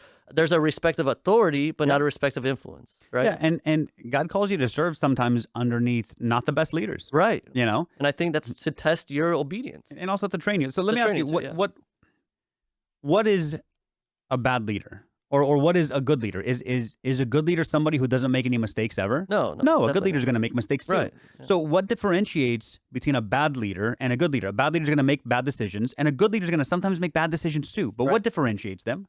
The reaction to it. Yeah. Yeah, Right? I mean, there's many times where I like, let's say even songs wise, I didn't really read the congregation right, and I chose songs that the team's like, no, we should probably do this, it would be better. I'm like, no, we're gonna do this, and the reaction wasn't necessarily there, or just it didn't go well with the team. Yeah, it didn't And I was connect. like, You could tell. all right, Yeah. dang, okay, so that's true, my bad. And then I would have to pivot and adjust. I'm like, okay, we're not gonna do that again. So you would own it? You own it. Like, in the end, the people that I'm leading is not who's responsible for the mistake. It's me. Right. Right? Even if I allowed them to make a decision, be like, yeah, let's try that out, and it goes bad, that's on me. Right. And we have to take ownership of that. It's not like, oh, they're to blame. Let's fire them. Yeah. There's an example of bad leadership. Bad leadership blames his staff. Blames the staff. No, you're responsible. Yeah. 100%. Yeah. And- So you make a poor decision. A good leader would recognize that, own it, take some personal responsibility, even address it to his staff and say, hey, that was the wrong call. My bad. You know? Let's fix it. And then you move past on. it. What does a bad leader do with a bad decision, in your estimation? Overreact, blame everybody around them, never take recognition of what they messed up. Or, and this is, I think, the worst of it is being ignorant that a mistake was even made. Nice. Right? Yeah. Just not even realizing a mistake was made, be like, no, it was fine. Let's go. And I've had this conversation with my wife a lot, because for those that do ministry with your spouse, and this even business as well, like it's somewhat similar. You have to be very intentional not to blur the line between personal and what's ministry, or personal and what's business. And that's really It's hard. hard. It's very hard. Because at some point in time, it's like, what if somebody corrects your wife? And they're right to correct your wife, and they're very polite about it, but they Right. correct her. You can't step over that and be like, hey, that's my wife. No, you can't you blur can't. those lines. Right. Now, if somebody oversteps the correction and is now insulting her, it's like, hey, you got to step in and be like, hey, not only do I need to sit here and correct this, but I also need to correct you because that's also my wife and you're going too Gotta far. defend my wife as well. And that's hard to figure out that line of delineation. It's a very gray area. There's a lot of overlap. Mm-hmm. And so I actually, the project I'm at, and I'm a project manager in Washington, Seattle, Redmond area. I commend the guys I work with. Their wives are both working for the company too. So man, I respect it. Lavi and I, we talked about it. We're too large of personalities to be able to do that with business when it comes to business. But we do ministry together, and we lead worship together. At times we co-lead, and when I say co-lead, I mean I'll have her take care of a portion of the prep and organizing of the team. I'll be leading practices and stuff like that.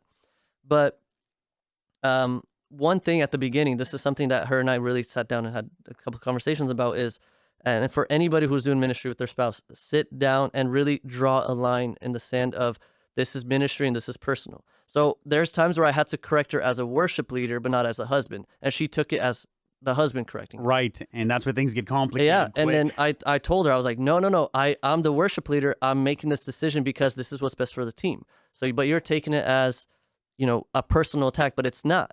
Right. Right. And then we had to really sit down and talk about it. And she understood that. And there's also other times where she corrected me and say, no, that's not a good idea. And I'd be like, no, just trust me. It'll be fine. Right. We'll just do it. she was trying to talk to me as like, hey, the worship team, but not as my wife. And there's times I'm like, no, just leave it. I'll do Right. it. And And then she was correct. She was right. And I was right. like, dang, I'm sorry. You know? And then you also have to overcompensate for the perception, Right. where it's like, if you think she's the best for a thing, you have to think to yourself, well, people are going to think I'm just picking her because she's my wife. Honestly, I never dealt with that because I could care less. Right. But so whether you have to deal with it or not, you can see how that happens Right. all It the does. time. Oh, for sure. You For know, sure. where it creates definite layers of jealousy, of doubt in your leadership, Sure. Yeah. of doubt in your credibility. So there is a caveat to that, to this thing. I could care less. The caveat is if there's a consistent showing of things being objective, right? Right. If you're consistently proving that, and then obviously people could interpret that initially and then be like, okay, well, we see these things. Right. Other people just won't even look at everything else. They'll just say that. But if there's a consistent, intentionally trying to choose your wife, your person, your people Yeah. consistently, then yeah, people are going to come out like that. Yeah, and people will But- see it. And then you also have to gauge, what are people's experiences, like we were talking about before. Like Right. if somebody was coming from another church, for example, let's say, and they're in your worship team, and they were burned because they were constantly overlooked because the leader always picked his people and they weren't one of their, you know what I mean? Yeah. They're going to overread into that. Yeah. And that's not your fault. You didn't abuse them, you know what I mean? No. Your wife didn't, whatever. But it's having an awareness and a sensitivity. And I think all of that comes out in a basis of love for God and for people, where you're like, Yeah. you know what? I need to know who my team is. And that's something that I think you've always done really well, Danny, honestly. Like even from those early days with Noria and everybody else that was there, your care wasn't for what you produced. Your care was for the group of people It first. has to be. It has to be. What's the point if not, right? Right? We always joke about it. Ministry would be easy if it weren't for the people. Yeah. The irony is the ministry is the people. It is the right? people. Yeah. We're staying faithful to God, and because we're faithful to God, people around us are being cared for, taken care of, And that's something that I'm very, I like. This is a non-negotiable for me in any form of team. Is anybody who's been loyal to me, I will be loyal to them. Because loyalty is hard to come by. It is. It's very hard to come by. And if you find somebody who's genuinely loyal and they'll trust, like, yeah, we'll do that. Okay, let's go. And let's say they have a chance to, not even undermine. I don't think undermine is the word, but like just leave or do something like that. But they stay loyal. Hold on to that. Cherish that. 100%. And people will only be loyal as much as you are loyal to them. Yeah. And loyalty is a two-way street. It's a two-way 100%. street. That's how trust happens. Yeah. Yeah. So let me ask you this, Ben. As you were developing your group, and like in all things in ministry, after you get some experience, like for example, you asked me about different things here with the studio. Like, hey, why did you guys approach this way, or why do you approach it that way? And there's a long history in all of my answers of, well, we started this. Here's the context. Here's the first step, second, third. Here's what we learned. Right. And so you only see the top of the iceberg. Yeah. You don't see everything else that's underneath. Right. And so as we have these conversations about the studio, about the podcast, about Multiply, your answer has been consistently, okay, hey, I understand now. Like, I get it. I can see why all of the different things, when you're doing ministry, right? Like you do sound ministry, you have people that maybe on the outside don't understand the entire 47-step journey, 10 years of doing this thing that has led you to the conclusions that you've been in. And they're on the outside, right? And they'll look out on the inside, but they won't do what you did. They won't ask you, No. hey, why do you do this? They'll just judge. Oh yeah, assumptions. How do you deal with all of the judgments on the outside of people who don't understand the journey and why you've concluded to come to where you are, which is the actual right conclusion? They're just too far disconnected from the journey. Right. That's a hard question to answer because I just wish people came and asked me more. Right? Like and we talked about this yesterday specifically, and you said it really well. I believe a lot of people are scared to shine the light in areas because they just want to say their perspective and then be out. I'm so for just having discourse. Let's talk. Like, I'm down. Let me share my perspective. If I'm wrong, okay, I'm down. And I know for a fact I'm going to get better because I'm going to correct that. My whole goal is to grow, right? It's never to stay stagnant or stale or just to be right. And being right's great. It's fun. It's nice, but that's not going to make me grow as a person. Right. Right? I'm not going to be a better husband just because I'm right all the time. I need to understand, okay, what did I mess up? What can I do better and how can I lead better? Right? So when people jump to assumptions, and this happens a lot, and even with a lot of my clients I work with, there's a client that I don't know if I was intimidating or whatnot, but she would always talk to the designer, any frustrations she had, instead of talking to me. And the designer would tell me, then I would call the client. And I'm like, hey, you could talk to me. Like, that's my job. I'm here to fix anything. And if anything, if you don't understand something, like, let me know and I'll adjust it. I'll correct it. If you need me to, stuff like that, Yeah. just bring it up to me. Like, I'm not scared of that. I wish people actually brought things up like that. Yeah. And you've experienced this a lot too. A lot. Where there's a lot of assumptions made, but nobody's asking to assume or just to understand, right? And Yeah. that's why I remember there's a time where I heard something. I was like, hey, I heard this. Is this true? And you're like, no, that's this. I was like, oh, okay, I thought so. I just want to make sure. Yeah. It's simple. Yeah, but people don't want to know the truth. They want to have their opinions. They want to have their opinions. Yeah, because That's the if they unfortunate- wanted to know the truth, they would ask. Yeah. And, there was a quote that I had read earlier, because I think that this really matters. And I saved it. There are a lot of times people will have opinions because their opinion really isn't about you. Their opinion is about making themselves feel better about the way Right. that they are. Yeah. So they have to verbalize out loud justification as to why what you're doing isn't right, because it gives them some sort of self gratification, some sort of self-security. It's the same reason why people gossip. Mhm. If I talk down or bad about these people, I'll feel like I'm smart because I know better. And it's got nothing to do with that person. It's got to do with me, my own insecurities, my own Right. ignorances, right? And, for those of you that are in ministry, for those of you that are in business, for those of you that are out there in the arena, jumping in, trying your best, doing whatever you can. My dad used to say this to me all the time. He would say, there are some people that never fail in business. There's actually quite a lot of people that never fail in business. They're all the same, though. They're people who don't do any business. Those are the only ones. Sure. Everybody else in business, you're going to have failures. So whenever you're in the game, whenever you're running the risks, whenever you're in the arena, that's where you're going to have high highs and low lows. But the crowd, the majority of the people that are on the outside that have opinions, for those of you that are listening, for those of you that are in the arena, the crowd's opinions don't matter. Mm-hmm. And so there's a great quote by Theodore Roosevelt, and I'll read it for you now. It says, "It is not the critic who counts, not the man who points out how the strong man stumbles, or where the doer of deeds could have done them better. The credit belongs to the man who is actually in the arena, whose face is marred by dust and sweat and blood, who strives valiantly, who errs, who comes short again and again, because there is no effort without error and shortcoming, but who does actually strive to do the deeds, who knows great enthusiasms and great devotions, who spends himself in a worthy cause, who at the best knows in the end the triumph of high achievement, and who at the worst, if he fails, at least fails daring greatly, so that his place shall never be with those cold and timid souls who neither know victory nor defeat." It's so on point. Yeah. It's so completely accurate. And so, just kind of even in this discussion, it's like, man, when you're in it, it's so important to close off your ears to all of the high praises and all of the horrible criticisms. Yeah. Because you have to realize that the praises aren't really that honest. And the criticisms, they aren't really that honest either. It's never as high as you think it is, and it's never as bad as you think it is. Yeah, that is wise. Yeah, and it's just about staying steady and true to the work and to Yeah. the relationship. And it's hard though. I mean, It I'll is. say this. This is the season I'm in right now. The last 2 years have been a wilderness where my wife and I are trying to walk through it faithfully, and I believe that's what God's really been teaching us is faithfulness. But, oh man, I just literally lost my train of thought about that. It's okay. It happens with age. Yeah, right. Gosh, happened again. I don't know if you remember, but I've said that to you before in this podcast. And happens with age. Yeah. Wait, yesterday or? No. Just kidding. Early onset dementia. Early this guy. onset, yeah, literally.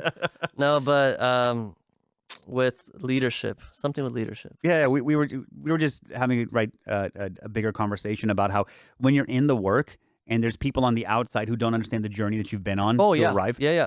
I've had so many people ask me why I moved to Seattle, to Washington. Right. I don't know why. All I know is that I really had a lot of clear signs. It was very clear. The Holy Spirit spoke to me very clearly in ways He's spoken to me in the past to move Yeah. there. And Same with all of us in Tennessee. yeah. And so it's one of those things where I can't look at what's left and right and people saying, well, what if you made a mistake? What if you didn't? I mentioned this Yeah. yesterday. there's only 2 times I've ever doubted did I hear God correctly in these 2 years. And both times when I literally, that seed of doubt, hit, and I'm like, God, did I actually make a mistake? He confirmed it very clearly and Yes. said, no, you didn't. And I was like, okay, I know. Like, I'm very confident in that. But nobody will fully understand. So the critics are like, I think you made a mistake, or dude, that's crazy. That's like, good job. And then it's empty. Like, how do I put it? Nobody will fully understand the depth of your convictions with God, Yeah. and nobody will ever really try to understand the depth. So you take everything with a grain of salt. Yeah. Even ministry, any door, the last 2 years, any door that opened up, we've taken it with a grain of salt. We tried to move out of Washington twice, and God closed that door Yeah. very clearly twice.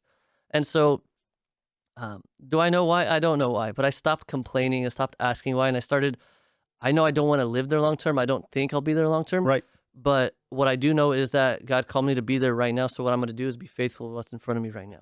And so that is, I'm going to live there with the mindset of I'm going to be there for the rest of my life. So I'm committing to things as if I'm there. Yeah. When God calls us away, okay, he's calling us away. But it took me 6 months of me to stop complaining and another 6 months to finally accept it. Like it's this journey that's not going to happen overnight. Yeah. And it's funny because it's like, what would you have hoped would have happened when you moved to Seattle?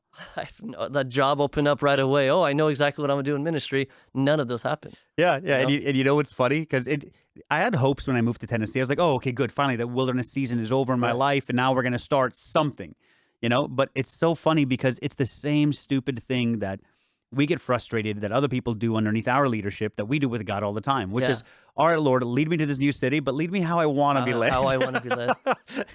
And God's like, no, you have to follow me. Yeah. And it's the same scenario here where anytime any doubt comes up, God has confirmed it for us, but supernaturally. Yeah. And God's at the point now with us, which is so funny, where he checks in with me once a year in the fall.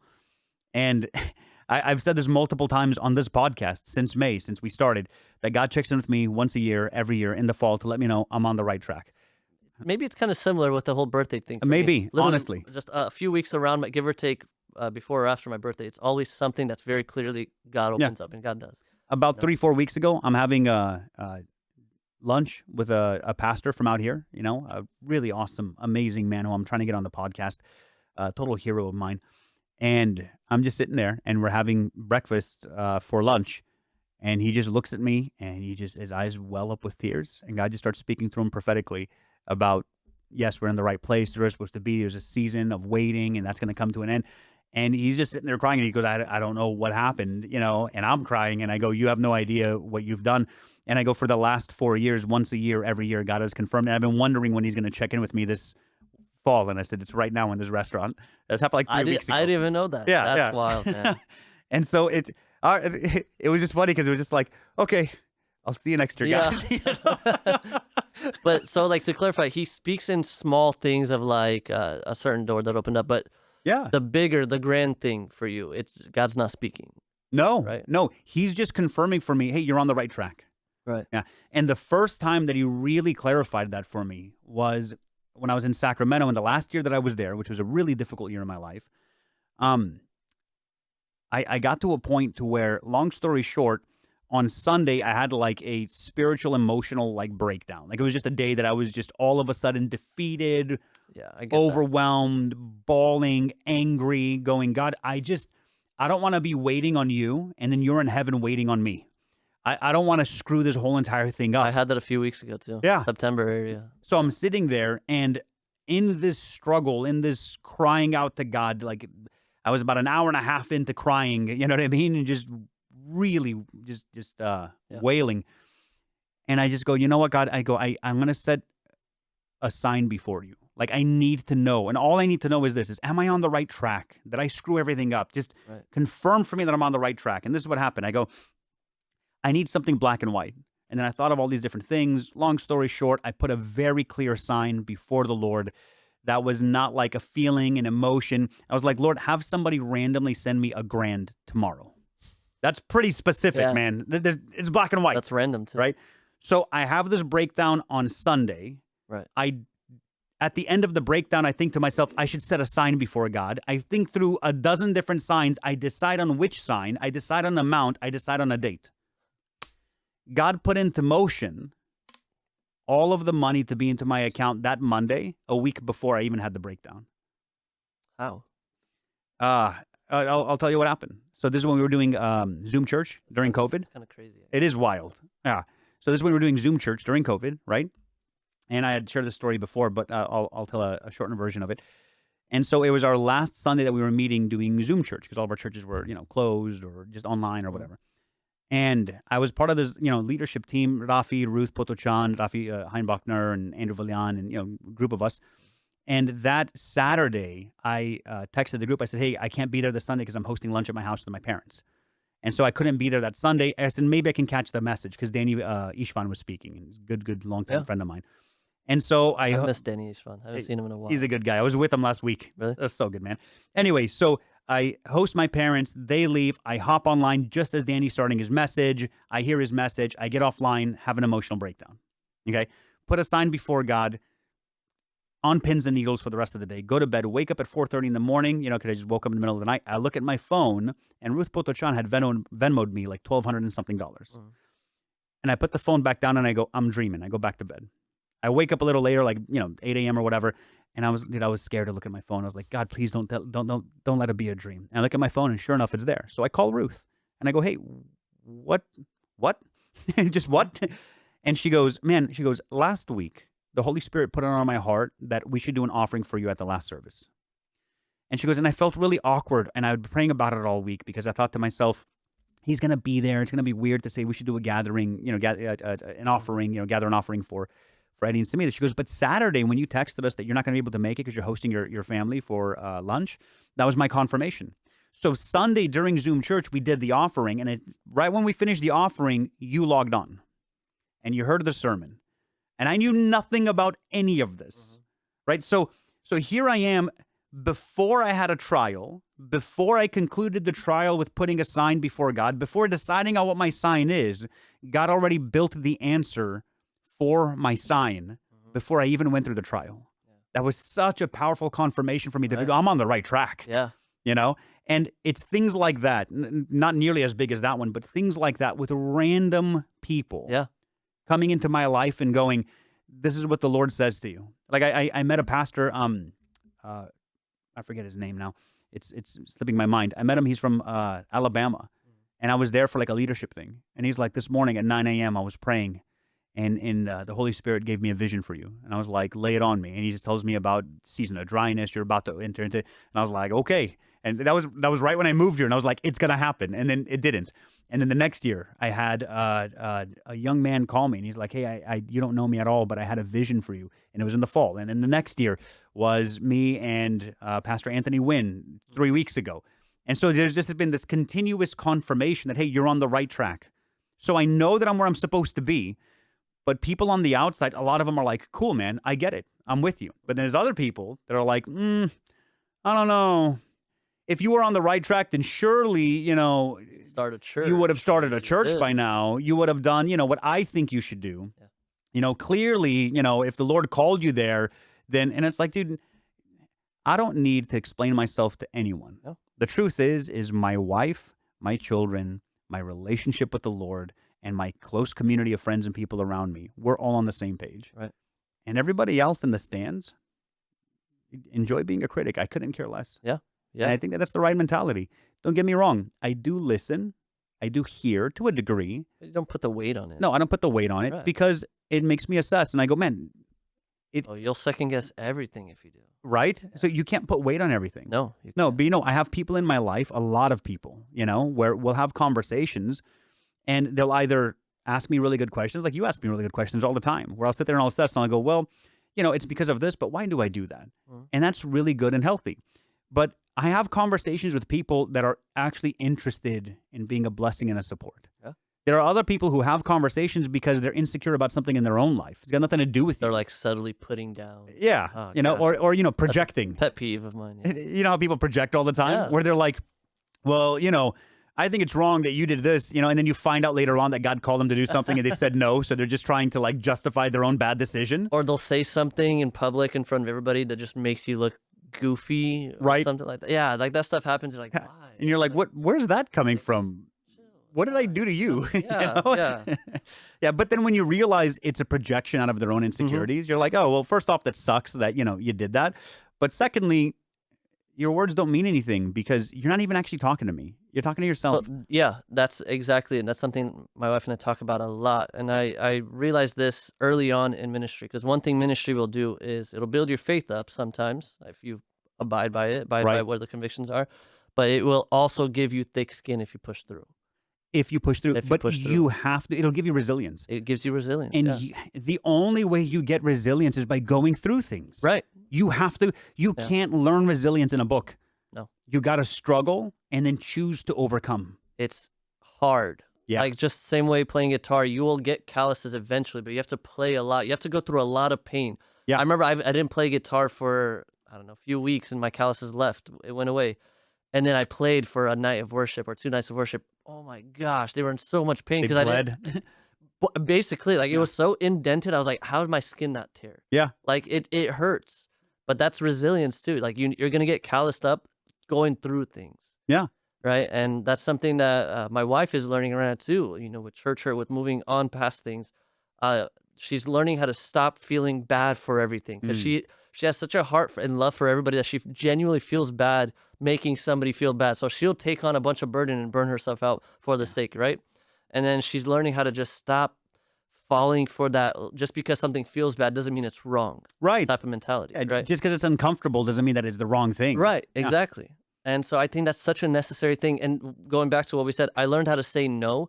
It's okay to say no in ministry And it's okay to say no in ministry and not give an explanation. and not give an explanation. People aren't entitled to an explanation. No En- is a sufficient answer. Entitlement, that is something of a whole different ballpark. But like that's it. That's it. You could say no and be like, no, I'm sorry. I know my limitations. I've said no a lot, and I'm pretty sure I've offended people saying no. Yeah. Oh, same. Especially And in the Romanian community. Like, you have to be able to say no and then give a really ironclad explanation as to why you can't, but you really want to.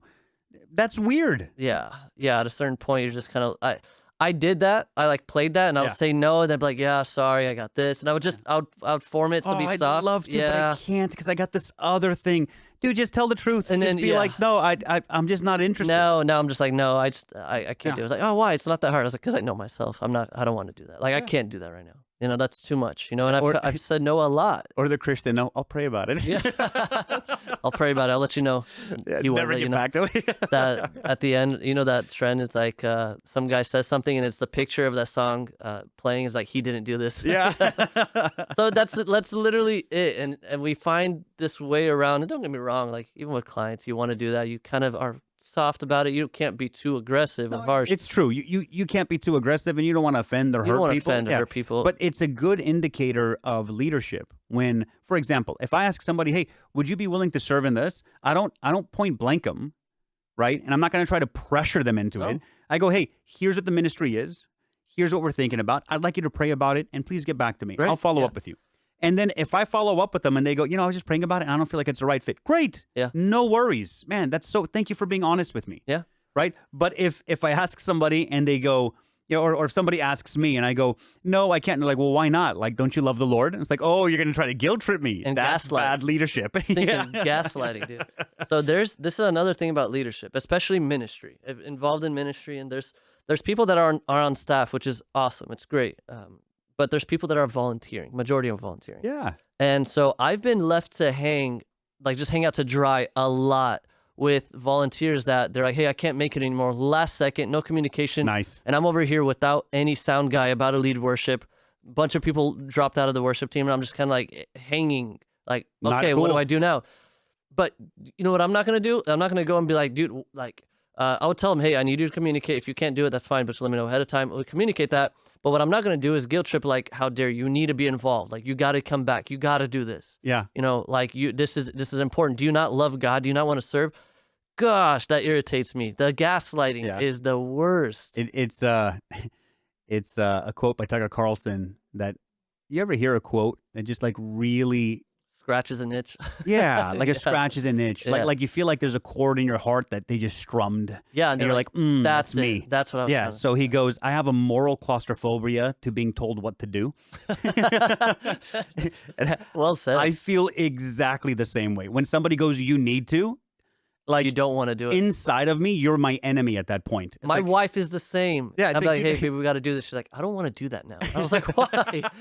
Let's just do it." I know, like when you tell me, like, hey, you need to, it's like, dude, what authority do you think you have over me to tell me what I need to do? It's like, dude, I don't need to do anything. Right. You know what I mean? And And not to say that my wife's not submissive in any way. It was a joke that we always throw in. But no, I got you. But it's so frustrating whenever people feel the entitlement to tell you that you need to. Dude, I would never say that to another human being. Do you need to? I'll say it to my kids. Why? Because I have an father. entitlement Yeah. as their father. You know what I mean? Like I have conversations with my wife, where I'm like, hey, like we need to do this. We need to change this. We need to change this in our It's family. almost like you're the responsibility of that now. Because I have that responsibility over my wife and my kids Right. as the head of my household. Now, in a church setting, it's like as a member, it's fine if somebody says, hey, if you're going to be a member here, you need to attend. Mhm. That's fine. That's fair. Yeah. But if somebody says, hey, you need to serve in this ministry, And you're not allowed to go to any other church. You have to Wrong. be here. If you go to a different church, how dare you? yeah, you've overstepped your authority. Yeah. And sometimes that does happen, where sometimes out of right desires, sometimes out of wrong desires, there's a desire to be like, well, I want you here more often. And what we know sometimes is fear and intimidation, Mhm. but that's not healthy. Yep. It's just not healthy. You can't tell somebody they need to do anything. It's like, dude, this is America. I am a grown man. True. I'm in my 40s. I'm in my 30s. I'm in my 20s. You're a married man. Somebody's going to tell you need to. I'm sorry. What planet are you on? Listen, I just want people to be afraid of how much they love me. Yes. all right? No, that is true. I mean, there's entitlement on the congregational side in our culture, but there's also entitlement from the leadership side. So let's talk about entitlement on the congregational side. There is an insane amount of There is. entitlement that the congregation has to their leaders. It's infiltrating the structure. That's the biblical structure of the church. There's multiple. Yeah. There's 3 different structures, but the one that's most prevalent, at least for us, the Presbyterian structure or the elder-led church with the pastor, right? It's no longer an elder-led church. It is a congregational-led, voted church. And if Right. that doesn't happen, then I'm going to take my money out, or I'm going to do this. right. That's what it's become, Yeah. unfortunately. Yeah. No, and none of that's a healthy model. I feel like our senior pastors are held hostage. Unfortunately, yeah. And so it's a very difficult job because people have asked me. I've been asked to candidate for, I think, 14 churches now. Yeah. To be Yeah, the same, senior pastor. honestly, I'm just kidding. Not, I don't feel called Right. to do that in any one of those situations. And I appreciate the offer. I appreciate the vote of confidence. It's very, very honoring. But secondly, beyond calling, I don't want that job Oh, no. because it I'm is good. an impossible job where you have, let's say you're in a church of 300 people, you have 300 bosses and you can't upset anybody. And everybody has their own expectations and entitlements as to, well, you're the senior pastor. Of course you have to come and visit me once a week. And you're like, since when? And Yeah. then other people are like, why are you visiting me? I didn't ask you to come to my house. It's an impossible job. It is an impossible job. Yeah, And it's they're very difficult. you can't meet anybody's standards because the standards are so wide. And also there's the other side where, I mean, the reality of it is a lot of the congregation puts pastors on a pedestal, Right. and what they say goes.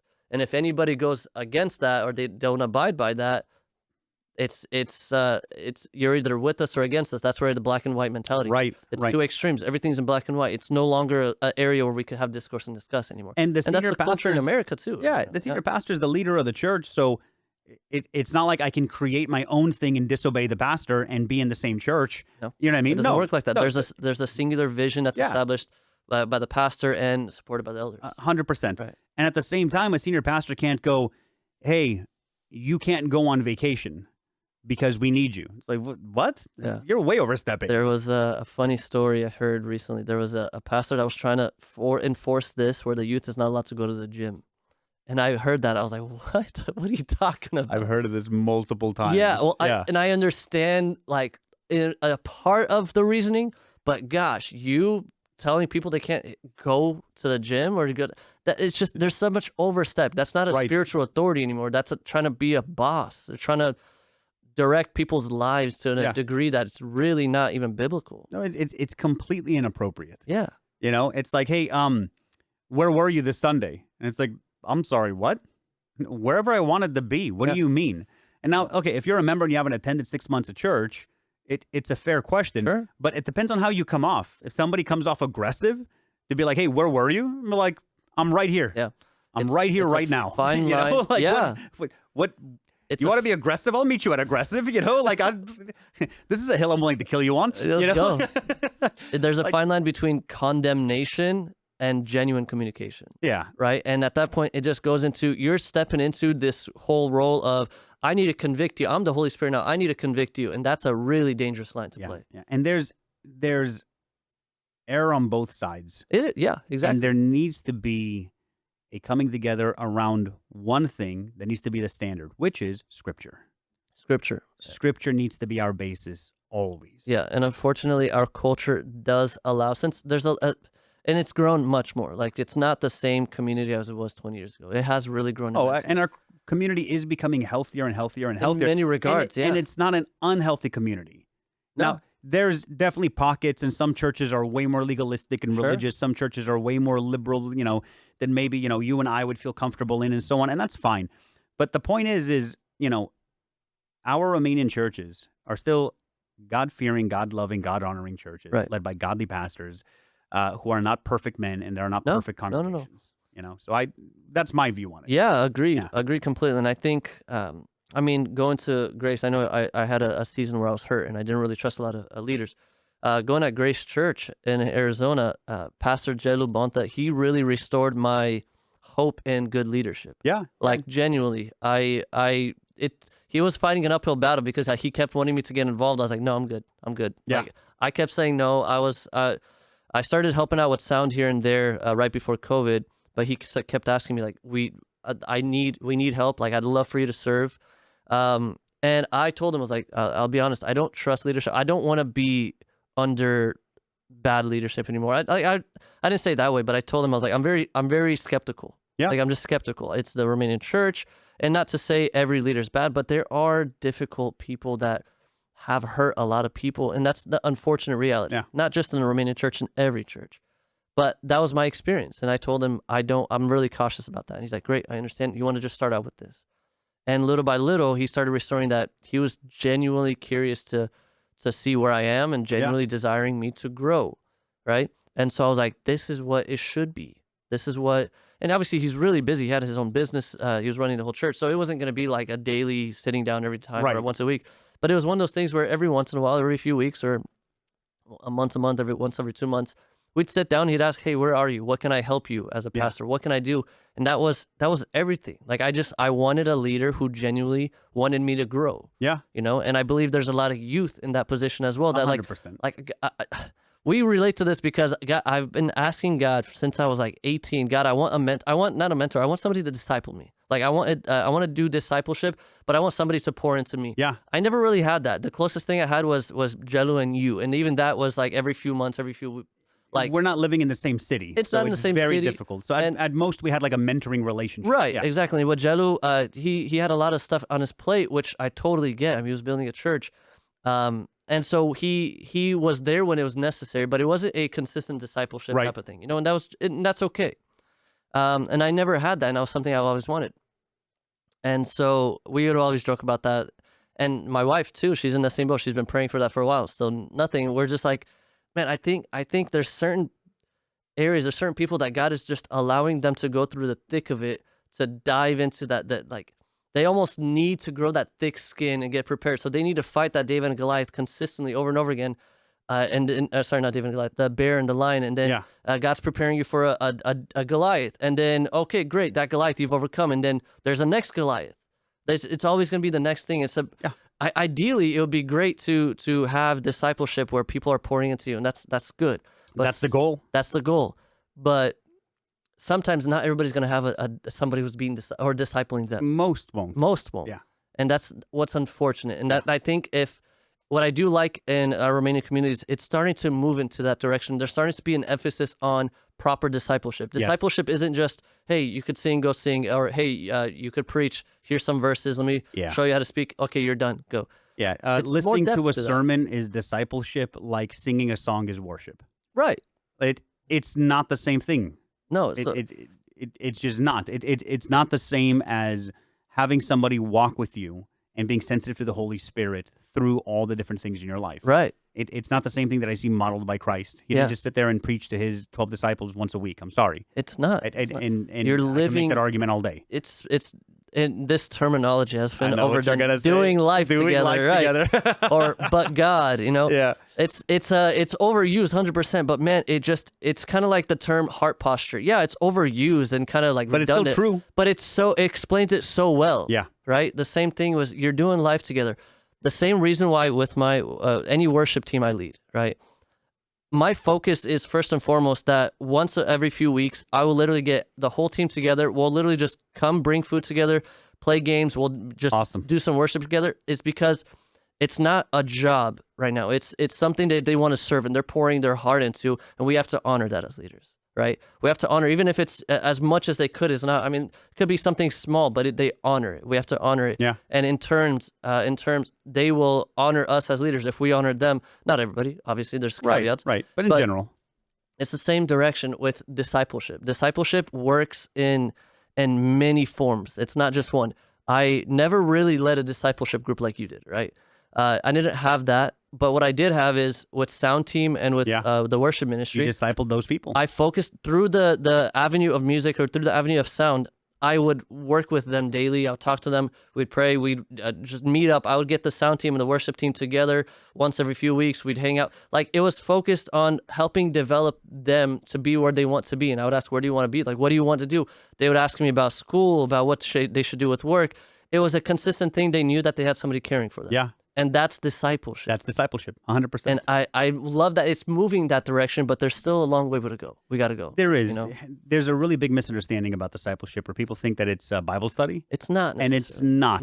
No. And it just flows out of deeply loving and caring about people. And then intereses de ye, as we say in Romanian. Right. You take an interest in them. Yeah, exactly. And then you get involved. And then discipleship happens automatically. It does happen. No, there's a lot more that we can talk about, Danny. Yeah, There's, did we hit the 2-hour mark? Yeah, I think we're just a little over 2 hours. Oh, dang. Look Or at right that. at it. And there's definitely a lot more that we can talk about. I know we're just kind of scratching the surface on some things. Yeah, But, we could dive in. yeah, I'd love to have you on as a guest again in the future. And we're just going to pick up where we left off like we always do.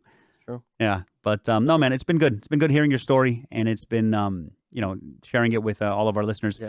And it's been good talking about some real life, honest, transparent, genuine Likewise, conversations. honestly, yeah, you know? likewise. I think it's necessary. Yeah. It really is. It really is. And for people watching, I really appreciate you telling me the story about the banana. Really cool. Nobody will know, but we'll never say it. Nobody will find out, but no one will ever. nobody will know. So, anyways, Jay will clip all this out, so it doesn't matter. 100%. That's funny. But anyway, man, thanks for It's an being honor together. being here, man. Let's go get some lunch. It's been a good time. Yeah, it has been. Let's go enjoy it. Yeah, with that, to all of our listeners, thanks for checking in with us. It's been a good time, and we'll see you guys next week. Thanks and God bless.